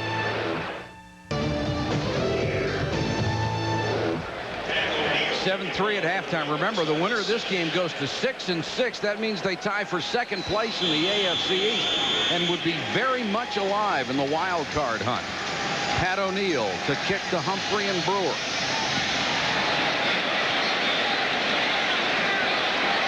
Humphrey from the 10. Room to run and takes it out to the 38-yard line. Let's check in with Mark Malone. Mark? Yeah, Mike, it's cliche, but a lot of games are won down in the trenches, and Will Wolford taught the right side of the defense in New England Patriots a lesson or two in the first half. How about this? On the screen, lets Slade go, frustrating him, and then goes down and levels Harlan Barnett right there for the big play. And then on the crucial touchdown pass, he holds Slade here, gets a handful of jersey, but keeps him out of Majkowski's lap. And a play that went unnoticed, the bad snap in the shotgun. Look at this. Wolford grabs Mike Jones when he sees the ball's on the ground. Jones never gets to it. Wolford teaching these guys a lesson, Mike. Mark, he's been doing it for 9 years, been to 2 Pro Bowls. Falk slips a tackle at the line of scrimmage to midfield. Ball comes loose. Dawkins after it.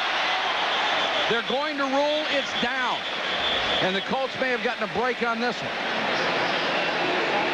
I guess that, you know, Mike, I really think that is the only thing with backs that try for extra yardage. The ball becomes very susceptible at getting knocked out. And Falk holding his right hand. Does a really nice job. This is where he's going to be so effective in this league, running up inside. Good job by the line. Makes one person miss. Barnett does a nice job of getting a piece of him, but then he's obviously been on the ground. Watch his knees. They'll be on the ground before the ball comes out. Knee on the ground, ball coming out. Good call. It's been a very well officiated game at midfield, 1st and 10, Indianapolis. Majkowski to Potts, couldn't hold it. Let's go back to Mark Malone. Yeah, Mike, just to wrap up some numbers on Wolford in the first half. 24 offensive plays for the Colts. His opponent only had 2 tackles. No pressures, no hurries, no sacks. And you saw him hold Slade a couple times. But more importantly, no penalties. Mike?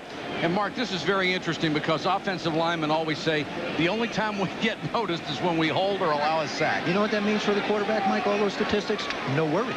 Absolutely. 2nd and 10. Falk and Potts are the backs.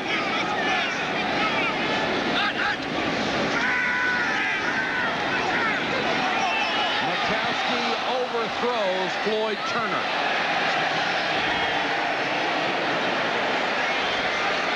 Take a look at those first half stats. 86 passing yards for the Patriots. The Colts beat him in that department. They beat him in rushing yards, nearly 2-1. But look at the time of possession. The Patriots had it for most of the first half.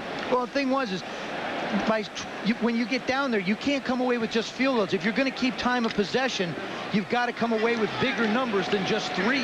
And I think that was the problem with the New England Patriots.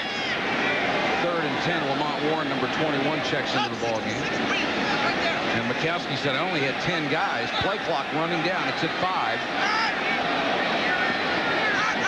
Nice job by Mikowski just to get the play off and get 11 guys on the field.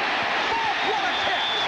There's a flag down in the secondary, but what a catch by Marshall Faulk, looking straight over the top of his helmet. Don Mikowski ran out to Aaron Bailey and just said, listen, run inside, clear it out. Marshall's coming behind you. And they didn't beat the play clock.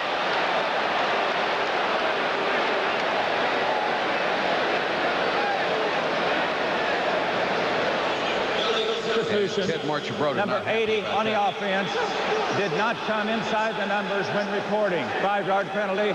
Repeat 3rd down. So it's an illegal substitution. But you know why that is significant? It's significant because that was a play that was designed for a big play. You wanted to isolate Marshall Faulk on the linebacker. This is Mikowski running over. There comes the substitution. He's got to be outside those numbers. He cannot come in late. That's the rule. I'm sorry, he's got to be inside the numbers. He's inside it now, but this is an isolation that they're trying to get, and the big play got away from him. And that's to prevent the trick plays from the guys running on and off the bench and deceiving the defense.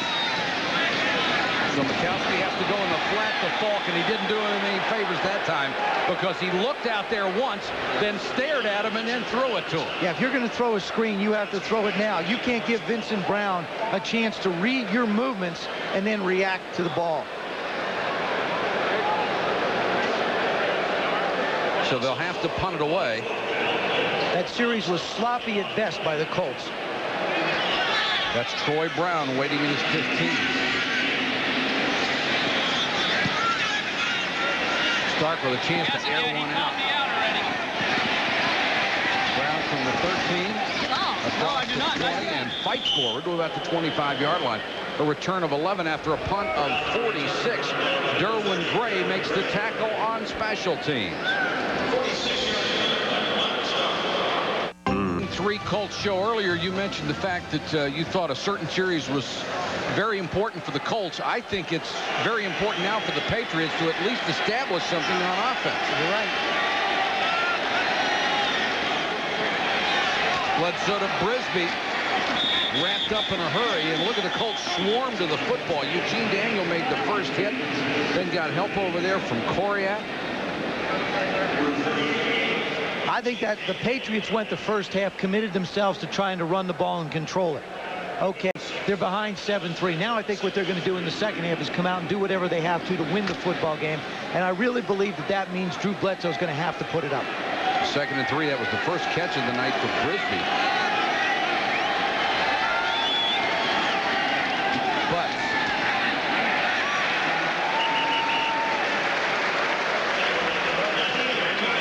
Siragusa with the tackle. Take a look at what Drew Bledsoe did the first half. He spread it around pretty good, but he didn't get a lot of results. You see, right under here, what he's done is he's come up with quite a few incompletions, and that means that he's not converting 3rd downs. He's not continuing drives. That's what that pass chart tells me for Drew Bledsoe. 3rd and a yard here. Bucs only has 32 yards on the ground, and Bledsoe will throw on 3rd down. Has the first down out to the 44-yard line. Good throw. Brisby makes his 2nd catch. Buchanan and Harrod on the stop. Boy, has he got a gun. I mean, he just sets. When he gets a chance to set and throw the football, it doesn't matter how low he carries it. That's not a real pleasurable thing for Ray Perkins to see, nor anybody who knows anything about quarterback. But he gets it up and loads it so quick and fires it with such velocity, he can get away with it.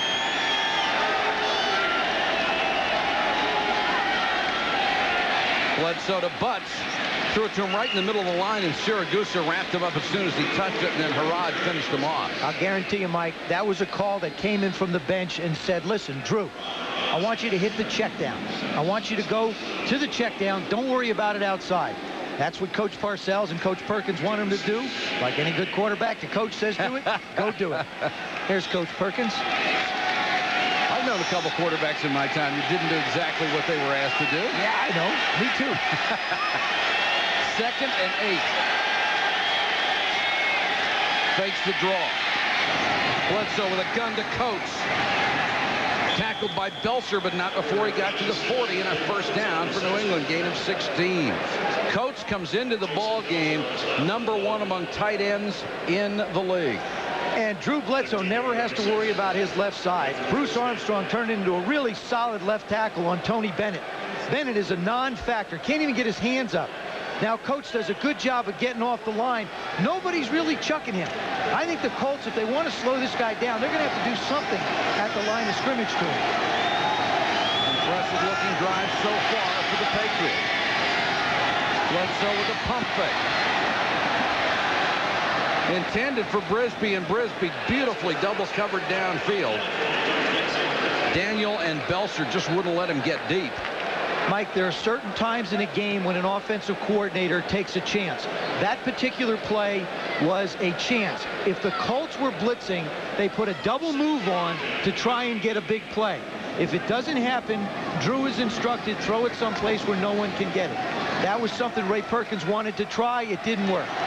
Ambrose and Alberts check in for the Colts on 2nd and 10. Draw play. Down to the 35-yard line goes Leroy Thompson.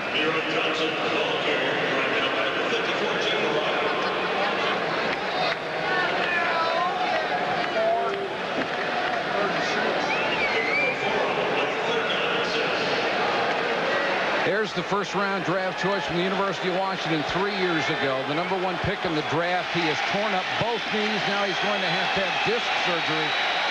If he could stay healthy, he will be a great player for this ball club. 3rd and 6.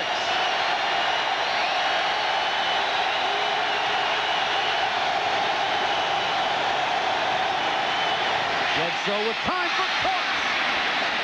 To the 15, but there is a flag down on the play. That time, Trev Albert gets taken down by Bruce Armstrong.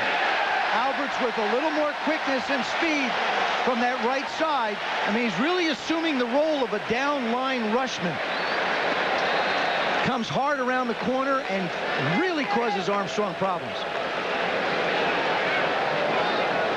Holding, number 78 offense. 10-yard penalty. Repeat 3rd down. Number 51, Trev Alberts, his quickness around the corner. He tries to take Armstrong hard and low. Armstrong just yanks him down and lays on top of him. It was only the 9th holding call all year on New England. That's low in the league. Alberts had 29.5 career sacks at Nebraska. He was supposed to be out all year with that dislocated elbow, but he's back starting with this game. 3rd and 16.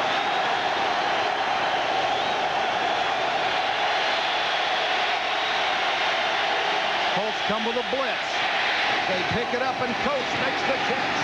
Drags Daniel with him lateral. Turner. And Turner gets within a couple of yards of the first down, which is going to bring up an interesting decision. Well, you know, Bill Parcells, the old hook and ladder. What a great way to do it. And this is another designed play. Coach is going to go out. Again, totally untouched. He reads the blitz, no problem. They practice it all the time. Now he's looking, he's looking, he's looking. He pitches it out. Turner can't quite pick up the first down, but the Patriots are going for it. 4th and a long yard. Turner and Thompson, the backs. Bledsoe to throw against the blitz, and he got it to Coates, first down. Flag down in the secondary.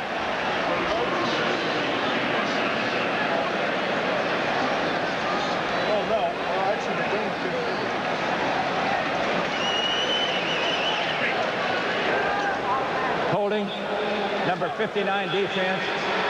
Penalty penalties declined. Result of the play is a first down. That's Stephen Grant, who had Coates. I'll tell you something. If he's holding him, he ought to get a pair of handcuffs to hold him a little tighter. Left part of your screen, Coates is coming in. Now, from day one, the New England Patriots have worked on nothing but blitzes. You are not going to surprise Drew Bledsoe. And Bob Cratch, the former Giant, threw a great block on that blitz to protect his quarterback.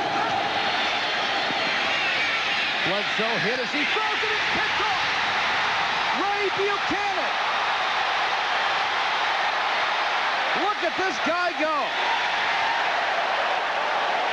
Ray Buchanan with his 4th interception of the year. The guy they put on the corner because they haven't found anyone in 15 years to play that left side. Mike, they should give defensive linemen assists for interception.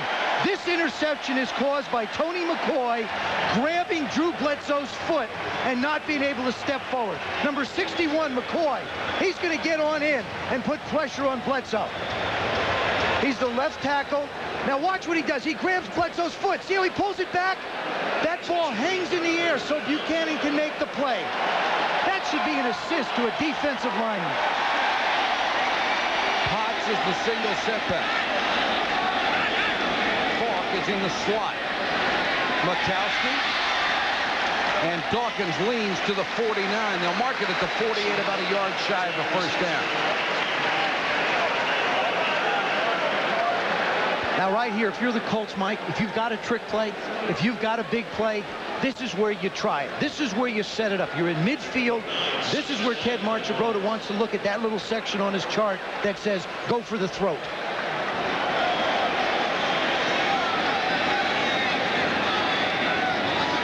Move Terry Cash to tight end.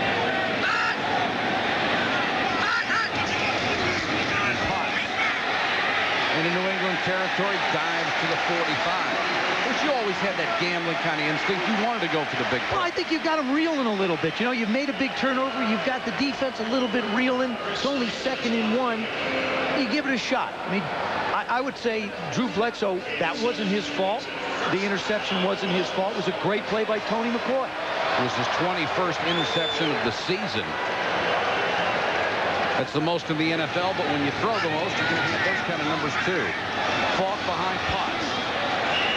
Excellent job by Chris Slade. Played off the block, still made the tackle. Bill Parcells said he had 9 sacks last year and he had no idea what he was doing. Wait till he finds out. Both he and Willie McGinnis are physical specimens. McGinnis at 6'5", 250. Slade at 6'4", only 235. But boy, will they become, they could become like Ricky Jackson and Pat Swilling. I mean, that's the talk around New England. 2nd and 11. Comes the blitz. Mikowski steps up and unloads for Falk, and it's out of bounds. Marshall Falk that time covered by Myron Guyton, the safety. I don't know that he can't outrun all the corners in this league either. I can outrun pretty much everybody if a quarterback has that much time. Mikowski did a real nice job of avoiding the rush, stepping up, and then unloading the ball so he doesn't wind up taking a big sack. And Mikowski saying, I can't understand what you're saying on a helmet radio. Hurry up. Tell me what's going on. I only have 15 seconds to call the play.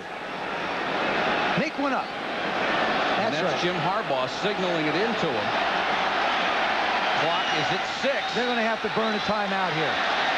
I don't believe they're going to have a shot at getting it off. Looks like they just beat it. Another blitz, and Mikowski hits from the blind side. Loose football.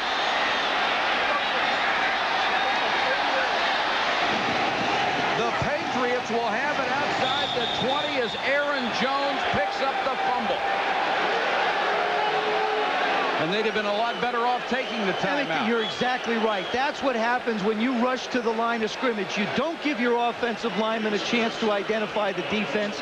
Everything is hurried up, and you wind up getting your clock cleaned. Left part of your screen, Wolford, here comes. They just bring in too many people. They're just bringing too many people. They bring the corner off. Maurice Hurst levels them. And Aaron Jones, the free agent from Pittsburgh, does the damage after the sack on Mikowski. Third quarter. And Hurst celebrating that sack and the wicked hit on Mikowski. And New England in great shape. 1st and 10 at the 18.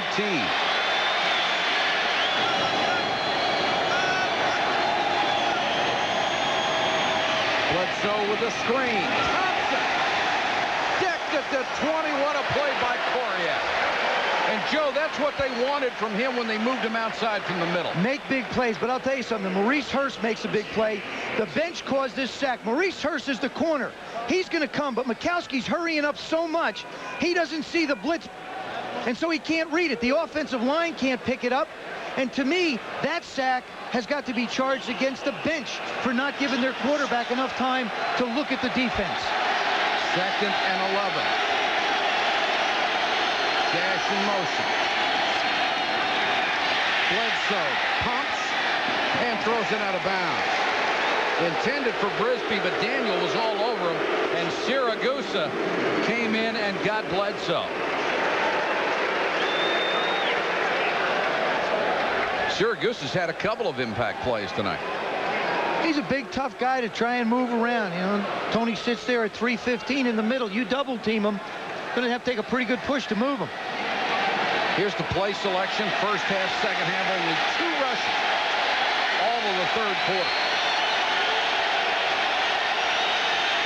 3rd and 11. Comes the blitz. They pick it up, and Bledsoe throws incomplete. It wasn't anywhere near Ray Critton. Looked like he tried to take something off and just guided it. Well, you know what happens? He was uncertain with that one, Mike. What happens when you're uncertain, you usually wind up on your back foot. You know, if you can picture the golf swing, you've got to get your weight going forward to control the ball. That time, he was back on his back foot. You got no clue where it's going. You know I can't picture the golf swing. This is Matt Bahr to try to make it a 1-point game. He's hit from 22. This is from 37. And just sneaked it past the right upright. 5:25 to go 3rd quarter. We have a 1-point game in Indianapolis. 6 Colts with 5:25 to go 3rd quarter. Patriots have just cut the lead to 1 on a 2nd Matt Bahr field goal. There's Bill Tobin, Vice President and Director of Football Operations for the Colts. And he came in, made changes on the coaching staff, changes in personnel. Very successful with the Chicago Bears during his tenure there. Line drive kick, Humphrey, a yard deep, will bring it out. Got a couple of blocks, and whacked down as we got to the 27-yard line. Big tackle by Rod Smith, the backup corner, and we'll be back in a moment.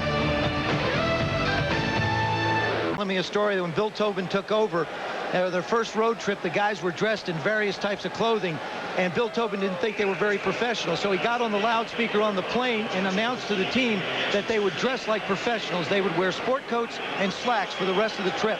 Siragusa said that's when he knew this team started to get some discipline. And they're playing like pros right now, up 7-6, a chance to go to 500 and get back in the playoff chase.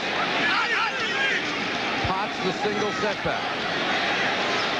Hammered as he gets a couple, shakes another tackle, dives forward. Ray Agnew made the tackle, and Willie McGinnis also in there, number 55, the rookie out of Southern Cal.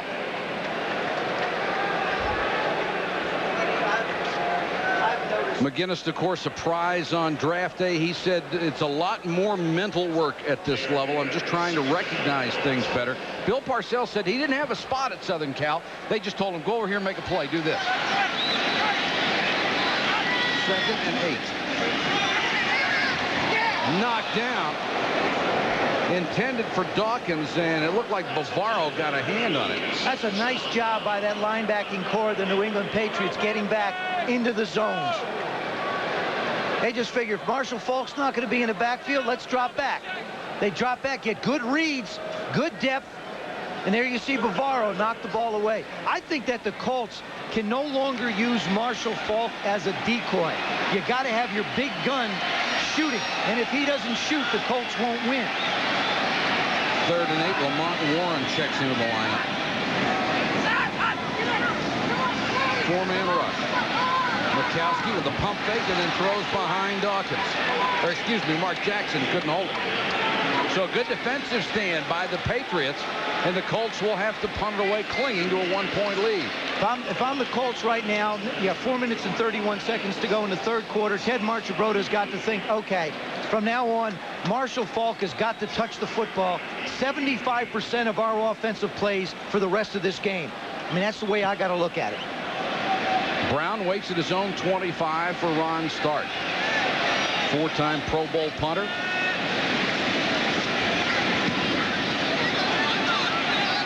Nice kick. Brown with room, no fumbles the ball, and has to dive forward to the 30 to cover it. There is a flag down on the play. He will be credited with a 5-yard return after a punt of 46. Now we'll check the penalty.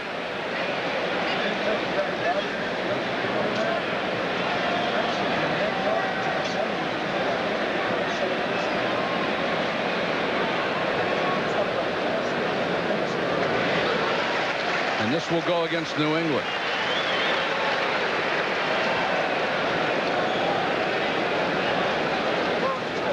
Holding number 22 on the receiving team. 10-yard penalty. First down. 4:22 to go third quarter. We'll be back in a minute. Done Will Walford in our Sunday night spotlight. Let's check in with Mark Malone. Well, Mike, we said at halftime that we were a little surprised that the Colts weren't running more behind Wolford. Well, they must have made the adjustment because last couple drives they've made that change. How about this? The inside drive by block on Mike Jones, 13 yards. Then again on the next play, inside drive again on Jones and wads him up for another gain. And then they go the other way. He hooks Mike Jones, and look at this. He grabs those saddle horns inside on the shoulder pads and has handled them very, very well so far, Mike. And, Mark, that's why he was one of such a great prize in the free agent market. Patriots have to start from their own 15 after the penalty. Marion Butts will lose a yard. Let's go back to Mark Malone. Yeah, Mike, second half numbers so far. The Colts have 13 plays. They've run the ball only 6 times. 3 of those runs have been behind Wolford. Only 1 opponent tackle so far. He gets it done. A little nervous, too. See him rock. Certain guys have looked. I used to pat my right foot. I used to tap it all the time. Will Wolford rock back and forth. Ron McDowell, the guy I played with, used to chew a towel. Everybody had their own little thing on the bench. Draw play. Thompson cuts it outside. Got by Buchanan and has a first down.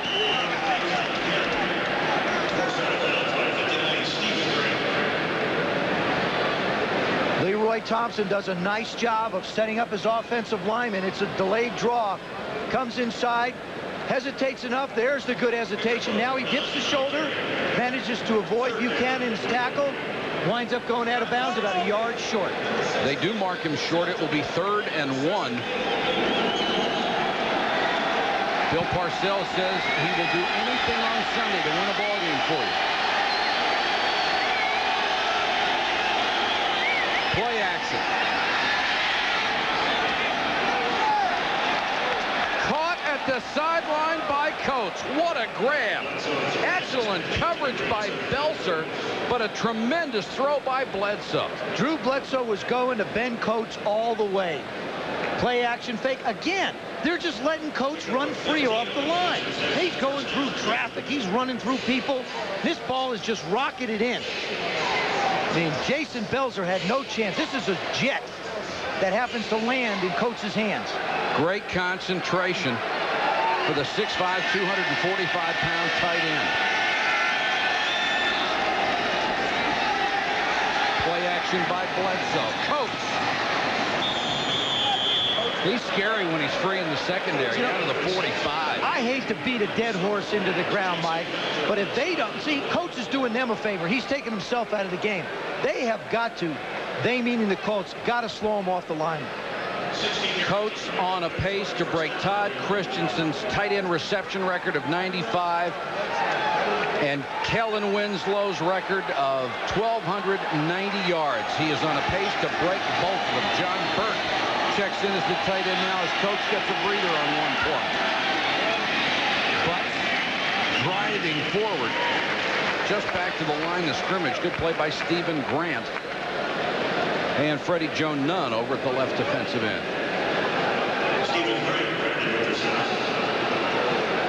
Coach getting a little bit of a breather.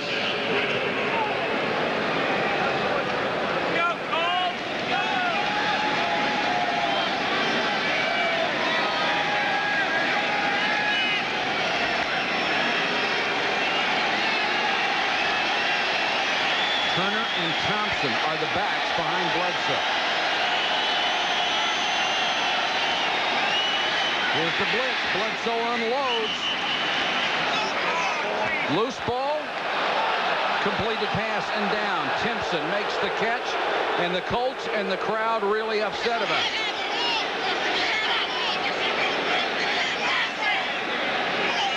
There was a case again, Mike, where the Colts decide to blitz. Watch Coriat come. Coriat comes basically untouched. Harrod comes untouched. Timpson does a nice job. And the ball comes out as he hits the ground. I think that's a good call by the official. It's another one. 3rd and 5 from the 40. Bledsoe with time. Brisby to the 15-yard line. Taken out by Belser. Gain of 27 yards. Eugene McDaniels going for the gold. He sets. Brisby makes his turn. Daniels comes and tries to make a play. Didn't want to go through him. He wanted to go around him to try and make a play on the ball. This is where you just don't estimate the power that Bledsoe has. That is a bullet. That thing went so fast it went out of the picture for a second. Patriots threatening down by only a point. Turner, the up back for Potts. Marion butts to about the 11-yard line. Tony McCoy in on the stop. And Bledsoe has just added another record to his collection. The single-season all-time passing record, 3,470 yards. Set for this second-year man. And that's only in the 12th game of the season. That's going to be the end of the third quarter here in Indianapolis. Both teams fighting to get to 6-6, get back in the playoff chase, and tie for second in the AFC East. End of the third quarter, Colts 7, Patriots 6. We talked earlier about Marshall Faulk's indirect impact, how he influences the defense. How about a more direct impact? Yeah, well, there hasn't been any direct impact, Mike. That's the problem. He's touched the ball 3 times. He had a 13-yard run. He's caught one for -5 and run another one for -2. So 2 of the 3 times he's touched the football, they've been for losses. Once he gets back on the field, is going to have to get his hands on the ball. Right now, it's up to the Colts defense to make a stand.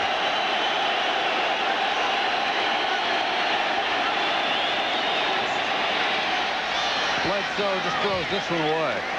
Closest to it was Brisby, but he was well covered. And Bledsoe made the good decision. Talked about the young guns at the beginning of the night. Bledsoe, 215-yard passing. Faulk has been held under 100 in total yardage. And he's one of the league leaders in that department. 3rd and 8.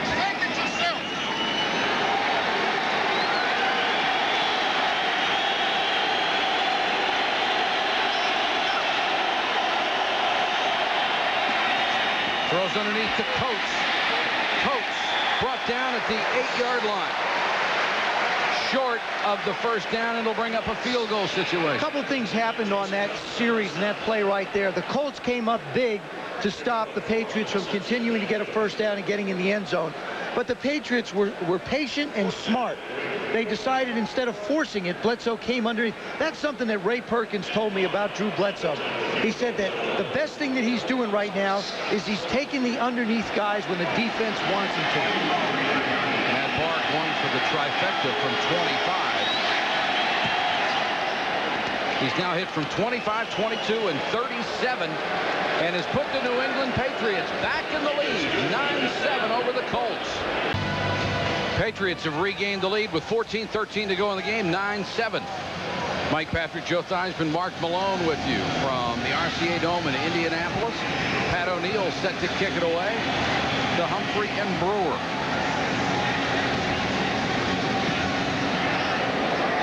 Good kick by O'Neal. Humphrey 2 yards deep and can't control it, and will keep it down in the end zone. So they'll start from the 20. They go 7-5. The Bears are 8-4 with a 1-game lead in the NFC Central.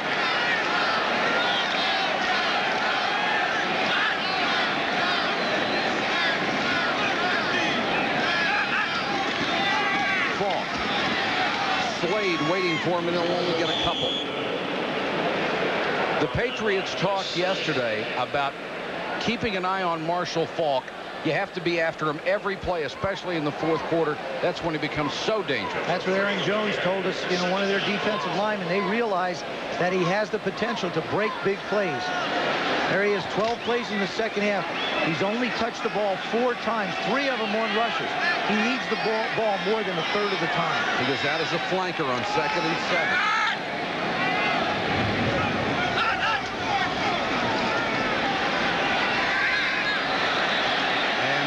He throws it over the bench. Falk broke inside, and I think Magic just thought it was a better idea to get rid of it.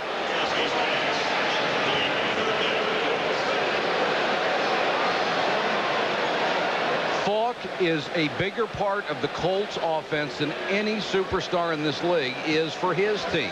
41.8% of the offense comes from Falk either rushing or receiving.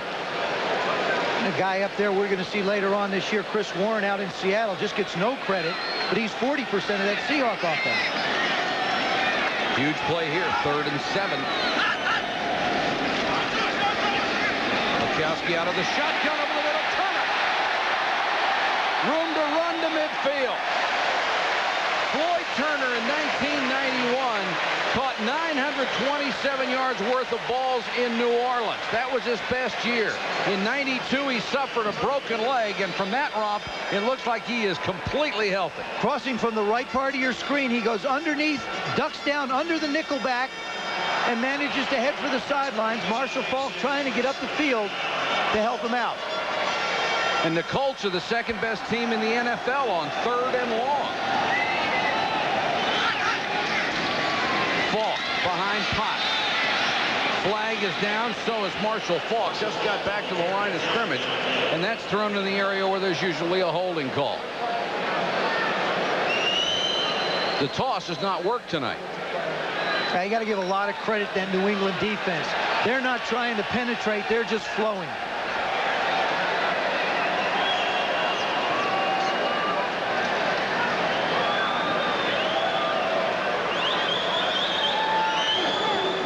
Holding, number 79 offense, 10-yard penalty, repeat first down. Joe Stasiak, the right guard. It's a night he'd just like to forget. Al Groh, defensive coordinator for the New England Patriots, came over from the Giants with Coach Parcells. He said that, he told me earlier, he said, hey, we played against Barry Sanders earlier this year. And that's not the old chicken wing. That's just letting him know that Marshall Faulk has the ability to make plays.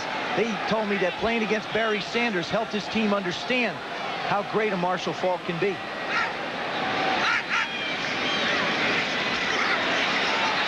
Faulk slips out of the backfield. Mikowski, who can still run it, got a block from Faulk and gets out of bounds at midfield. Marshall Faulk put Myron Guyton on his fanny.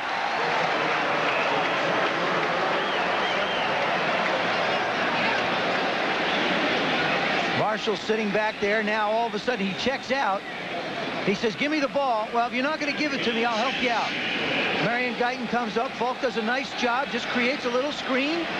Magic does the smart thing, runs out of bounds. Marshall Faulk says he wants to be the complete back. I think he's already achieved 2nd and 10.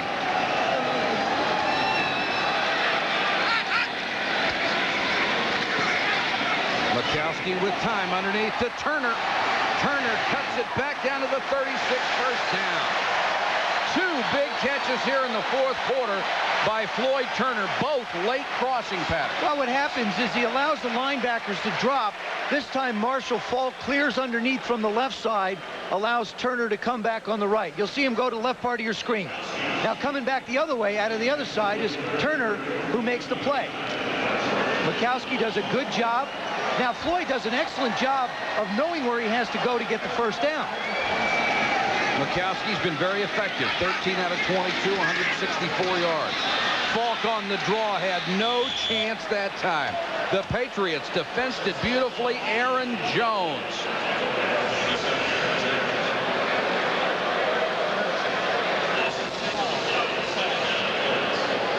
Jones taking an outside pursuit, number 97. He's going to blow by Eric Malum, the guard. Faulk's going to meet right there. Jones does a good job. There's the pass rush. Big bull rush. Just happens to run right into Marshall Faulk. And Cecil Gray, the tackle, shaken up on the play. Gray is in there for Zafros Moss at the right tackle spot. And now Gray, the journeyman lineman who was replacing him, only started 5 games in his career, is out. That will bring in Jason Matthews, a rookie, to play that right tackle spot. How much experience has Jason Matthews had? Well, he's been on the inactive list the last 5 weeks. Has a reputation as a good pass blocker. And Cecil Gray very uncomfortable coming out of there. Mikowski with a chance to visit the sidelines on 2nd and 15. We asked Aaron Jones about, with a Marshall Faulk in there, do you have to slow up on your pass rush? And he said, absolutely. You can't just go flying after the quarterback because they'll run draws on you all day. They tried it there, and he was in the right place. Especially with backs that have niftiness. You know, not only are they nifty, but this one can accelerate on top of it. 2nd and 15.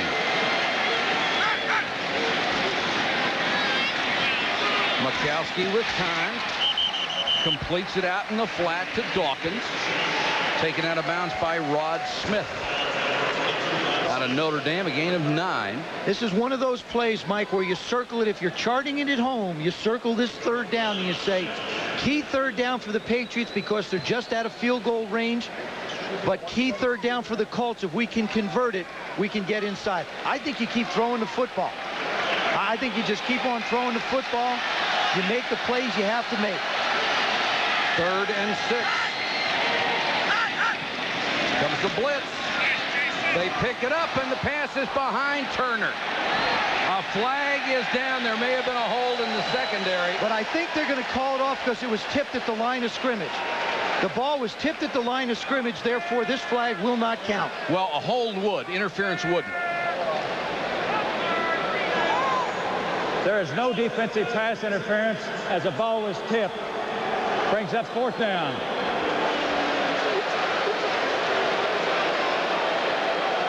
Number 97, the left side of your screen, Aaron Jones, comes in the middle, gets right in Mikowski's way, manages to just catch a piece of the ball. And here comes Dean Biasucci to try a 50-yard field goal that would match his long of the season.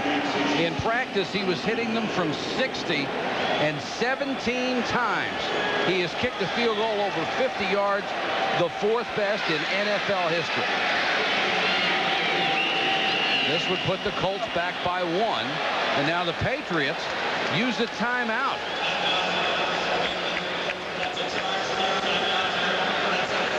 Well, you don't think Bill Parcells is steamed about that one? You know, he's not real thrilled about what's going on simply because he realizes in a game like this, where it's so close, 9-7, you're going to need every timeout when you get down into the 2 minutes. And he doesn't want to waste one with 10 minutes to go in the 4th quarter. Of course, not only do we have a game on Thursday, but next Sunday we invite you to join us for game day, as always. Sudden, they sent him home with a loss. What a play. The reason why that timeout was called because the Pats only had 10 guys on the field. Another reason you could light your cigar on Bill Parcells' forehead right now. Biasucci to give his club the lead. 10:27 to go in the game.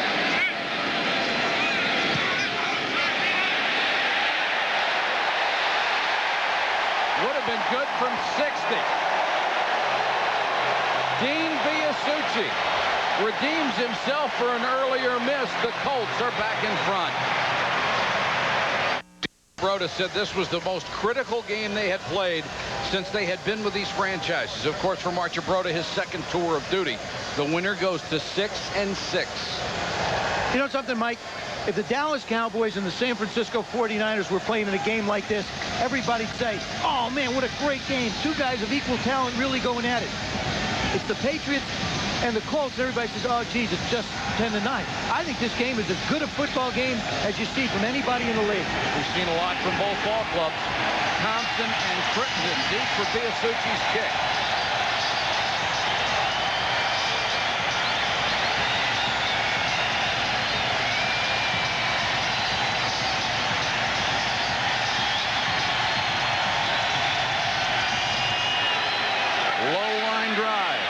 Crittenden can't field it. Gets into the end zone, and he'll down it there. Why is this game so important? These are two AFC East teams. The winner will go to 6-6, tie the Jets and Buffalo for second place. Maybe more importantly, they will go to 3-2 in the division if Indianapolis wins. New England, desperate for a win in the division, they would go to 1-4. Of course, that's one of the tiebreakers for a playoff spot.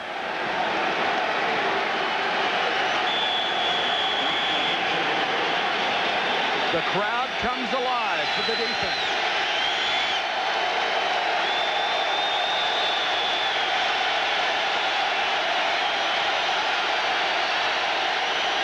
Thompson gets after the 24-yard line, covered by Corey at that point. A little something to put in your what-if notes. The Colts have given up 110 points in the fourth quarter, the most in the NFL. Butt's more of a spectator now, as they may need extra receivers, and Thompson has that role as well as a runner. 2nd and 6. Thompson with another carry. Stacked up at the 25, a gain of only a yard. Mike, this is a third down where Drew Bledsoe has to be careful. He doesn't have to convert it. There's plenty of time, but he's got to be careful where he throws it. We talked about Stephen Grant before, number 59. This time he takes on Big Ben, slides outside, and finishes off the ball carrier. Boy, he's done an excellent job at that left outside linebacker position. Play of the game so far, 3rd and 4 as we approach 9 minutes.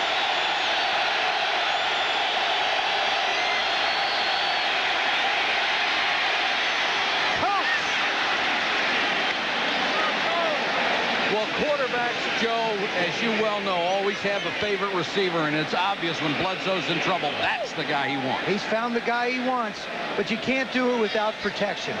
Bruce Armstrong on the left side does a terrific job on Tony Bennett. And again, Coach, I don't want to say it any more times, but nobody's on him on the line. And now he just keeps on running. And Watts just can't stay with him. He's physically too big for him. 9 catches, 100 yards for Coach, making 10 catches. Dropped immediately by Harrod, the middle linebacker that time.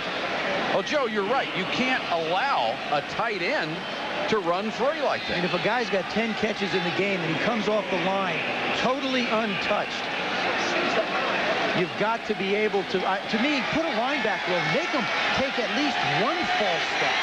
Not a bad second half. 8 minutes to go. 2nd and 6. Pass.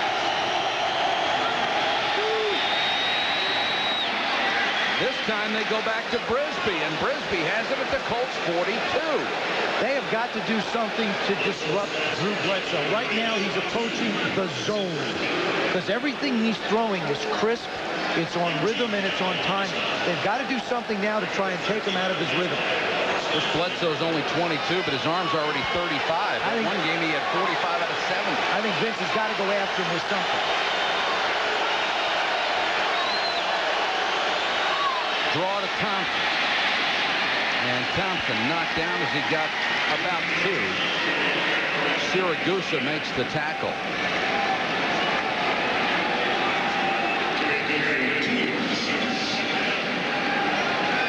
It will bring up a 2nd and 8 on this time-consuming drive so far.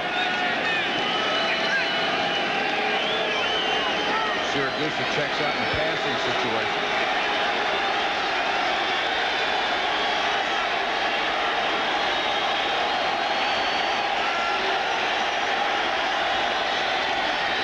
Thompson out in the pattern, makes the catch. They sit back both he and Turner out. He'll be stopped a couple of yards shy of the first down by Corian. Mike, do you notice the rhythm that Drew Bledsoe is getting in and out of the huddle with? Bill Parcells told us last night he'll constantly talk into the microphone in Drew's helmet and tell him, keep pressing, keep pressing. That means keep the rhythm. You dictate to the defense. Don't let them dictate to you the tempo. Confusion on the Colts defense, and now Alberts hustling off the field, 3rd and 3.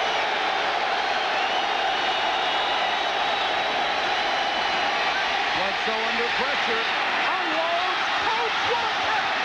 Holy cow, what a catch!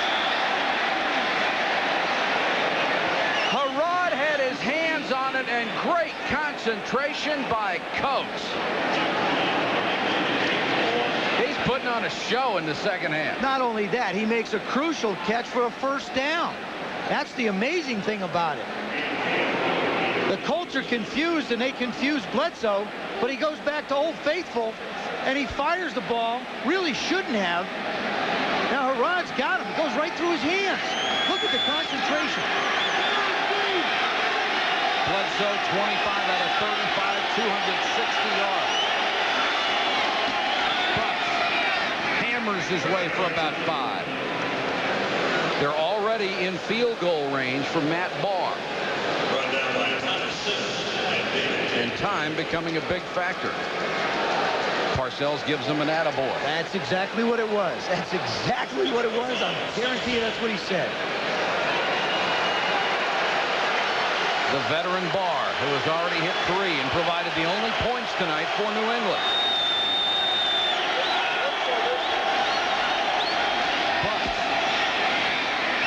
Dives forward across the 25 to about the 24, and Harrod, who has had some busy night, makes another tackle. And is slow getting up. At this point in the game, if you're a middle linebacker, you're whipped. This has been a slugfest. And they pounded up the middle with Marion Butts, and then Harrod's out there pounding against Coach. 3rd and 4.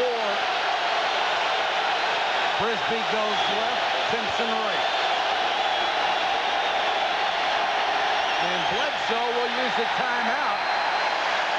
There were still 9 seconds to go on the play clock, but he didn't like the defense he saw. 4:09 to go. The Patriots down by 1, but deep in Indianapolis territory, facing a 3rd and 3.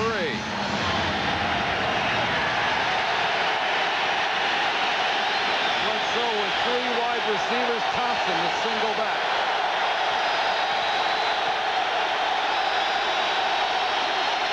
Loose ball. A bad exchange, and there's a flag down on the play as well. Well, this is going to be a real interesting call to see if the ball was snapped or if the Colts jumped off sides. It looked like the snap came early.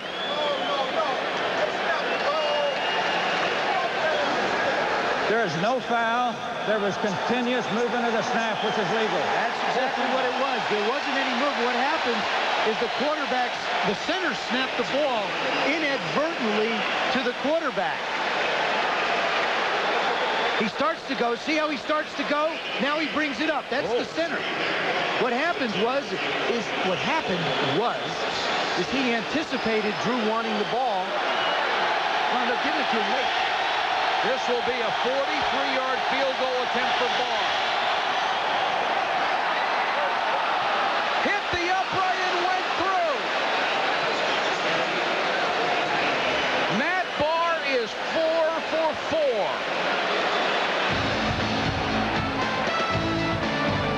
The bank shot from 43. Out of 4 in big games, you'd be happy too. Matt Bahr has given his club the lead, 12-10. Let's go to Mark Malone. Yeah, Mike, it's really interesting how the old veteran Will Wolford has been able to succeed tonight. Of course, he had the 2 rotator cuff surgeries and hasn't been able to use his hands. Watch this. He catches Slade there. Should have got the holding call. He told me it was important that he use his hands. It really hasn't happened here. He misses Slade again because he can't get his hands into Slade first. And again, the third time. Gets around him again. He should have been called for holding. And in this critical drive, it'll be interesting to see whether or not Slade gets his number. Mike? All right, Mark. Humphrey, who is 5th in the AFC in kickoff return. Not this time, to the 22-yard line, brought down by Vernon Lewis. Let's go back to Mark.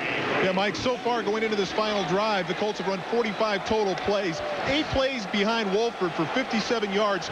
The opponent, no hurries, no pressures, no sacks, and more importantly, no penalties. But this is a crucial drive. Mike? And no problem. This is fun. This is what you want if you're Don Majkowski. You only need to get to inside the 30-yard line to have a shot at a winning field goal. That's what you're thinking right now. You're thinking 3. They go to the shotgun. Draw to Falk. Falk, look at him move the pile. Picks up about 4. And you can run plays like that when you have 3:43 to go in the game. Well, if you'll remember, they opened the series before the end of the half in the same way. And here the young gun comparison again. Bledsoe with 260 yards. Falk just hitting the 90 mark. Majkowski to Turner. And Turner fights for yards up to the 37. Terry Ray hit him twice. There's a flag down in the secondary.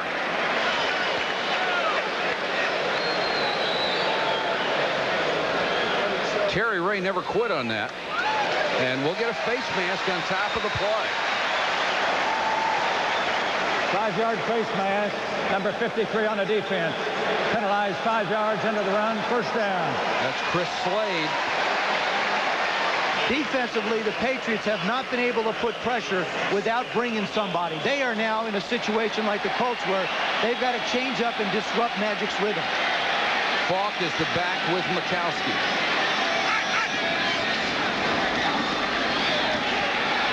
Chased out of the pocket.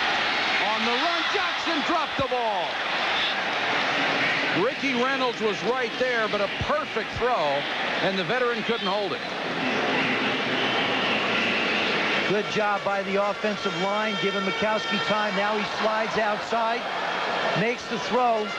Mark Jackson trying to run with it before he caught it. That's all that was. Stops the clock with 3:14 to go. It's 2nd and 10. And Falk goes to the slot on the right side. Majkowski looks that way, instead throws underneath, complete to the 45 to Dawkins. That was the blitz. New England came with multiple backers and some defensive backs. I wouldn't be surprised if they come back with it again. Make them throw the break off. 3rd and 6. Here they come. Majkowski in trouble. Laterals to Falk, and it's intercepted. Picked off. Marlon Bennett intercepted the lateral. Great defensive call by Al Groh. What he does is he repeats blitzes back to back. And that caused a problem for Majkowski. Didn't get to him the first time, but got to him the second time. I'm going to show you. Here comes the pressure. You're running 4 guys from this side. You've got 1, 2, 3 to block it. You can't block it over there. You've got too many people coming. Therefore, what amounts to Aaron Jones running free. Now Magic just sees out of the corner of his eye Marshall Falk. That's just trying to make too much out of nothing. Here's the reverse angle. He's running and now winds up in nothing but trouble. Barnett with a huge play, and the Colts have to take a timeout to get their defense set. And that hurts because they're going to need them all. They have 2 left. You know something, Mike? In most instances, I'd agree with you. But after you've been through a a turnover like that, a bizarre turnover, not a normal one, a bizarre, it gives you a chance to regroup a little bit defensively, set something up, set the tone of what the defense has to accomplish, and then go back on the field.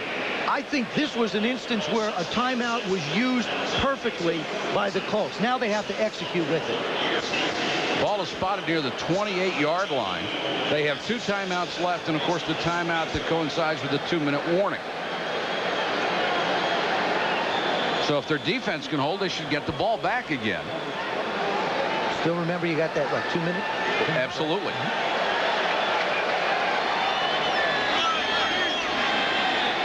Butts the deep man in the eye. No surprise, he'll get the call. And the Colts wait a few seconds and then take that timeout. Bahr warming up that 4-for-4 leg again. The owner of the New England Patriots, Bob Kraft, we had a chance to visit with him last night. He is so proud of the fact that he has the club and was able to keep it in New England. And they are certainly the talk of the town, aren't they? They're the most popular team in New England. I mean, the Sox, the Red Sox struggled a bit. Of course, hockey, the Bruins aren't skating. The Celtics are somewhat in a rebuilding period. And he's got the hottest team in town, like you said.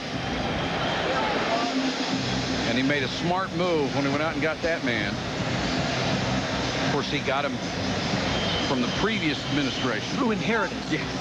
A lot of times inheritance can be very good, and in his case, I think it was excellent. Great call by Al Groh. I still go back. You know, you got to disrupt rhythms. And by coming with those blitzes back to back, he forced Magic to do something, run around, lose sight of where he was. Colts with 1 timeout left. Thompson is now the deep man in the eye. And he'll get the carry. Wrapped up at the line of scrimmage, and Siragusa makes yet another tackle. And the Colts will use their last timeout. Now, that one I don't agree with. I'll tell you why.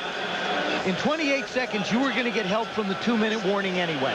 So you'd be in exactly this same situation with 1 timeout left. What's going to happen is you're going to need your timeout as you move the ball down and get into the other team's area inside the 20. That gives you a chance to run a quick trap. Now, basically, the Colts don't have an opportunity to utilize any type of a running play with Marshall Faulk as an effective play in their 2-minute drill. Thursday night, of course, our NFC. Geez, he's not very good. Geez, all he does is win. I like what he's done. I like his competitive fire. 3rd and 8. The game could ride on this one.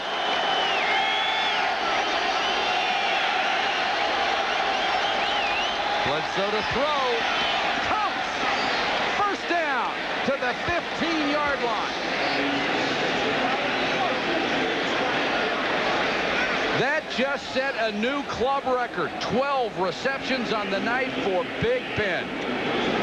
They run the play action fake. No Chuck off the line. He's running scot-free in the secondary. You're asking Jeff Harrod to cover Ben Coates with a head of steam. You're asking too much.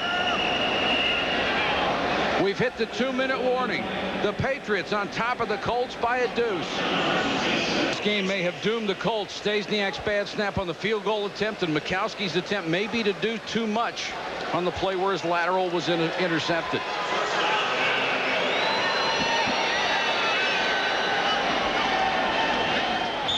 And now all the Patriots have to do is kill the clock because the Colts can't stop it. I still don't think that Ted Marchibroda can look at his football team like he has in the past years. This team is a competitive team. It boils down when you're in a close game. A play here, a play there makes a difference. This one happened to go against him. And that guy is just unbelievable. A new club record, 12 catches, 119 yards. Now 3rd in the NFL in catches. He has 80 on the season.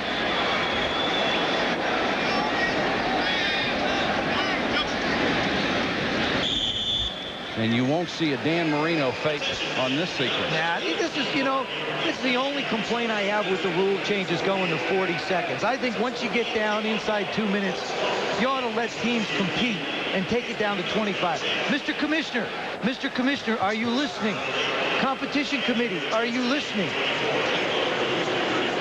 The Colts will drop to 5-7. The New England Patriots will go to 6-6 and a share of second place in the AFC East. And they have the Jets and the Colts in their next two. The thing that really hurts them, this is their first division win.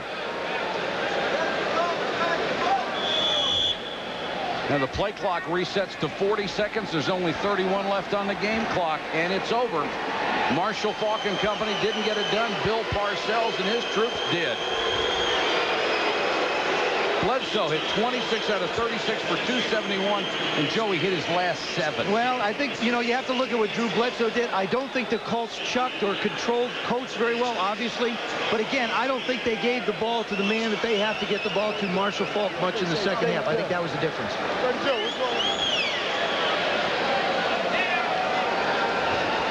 Our final score from Indianapolis, the Patriots 12, the Colts 10. Coming up next, SportsCenter, Dan Patrick and Keith Olbermann. The top stories they'll be following. Dan Marino and his comeback today, the College Bowl picture, and our Sunday conversation with Deion Sanders.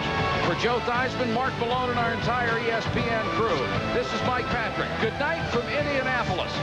SportsCenter is next after this.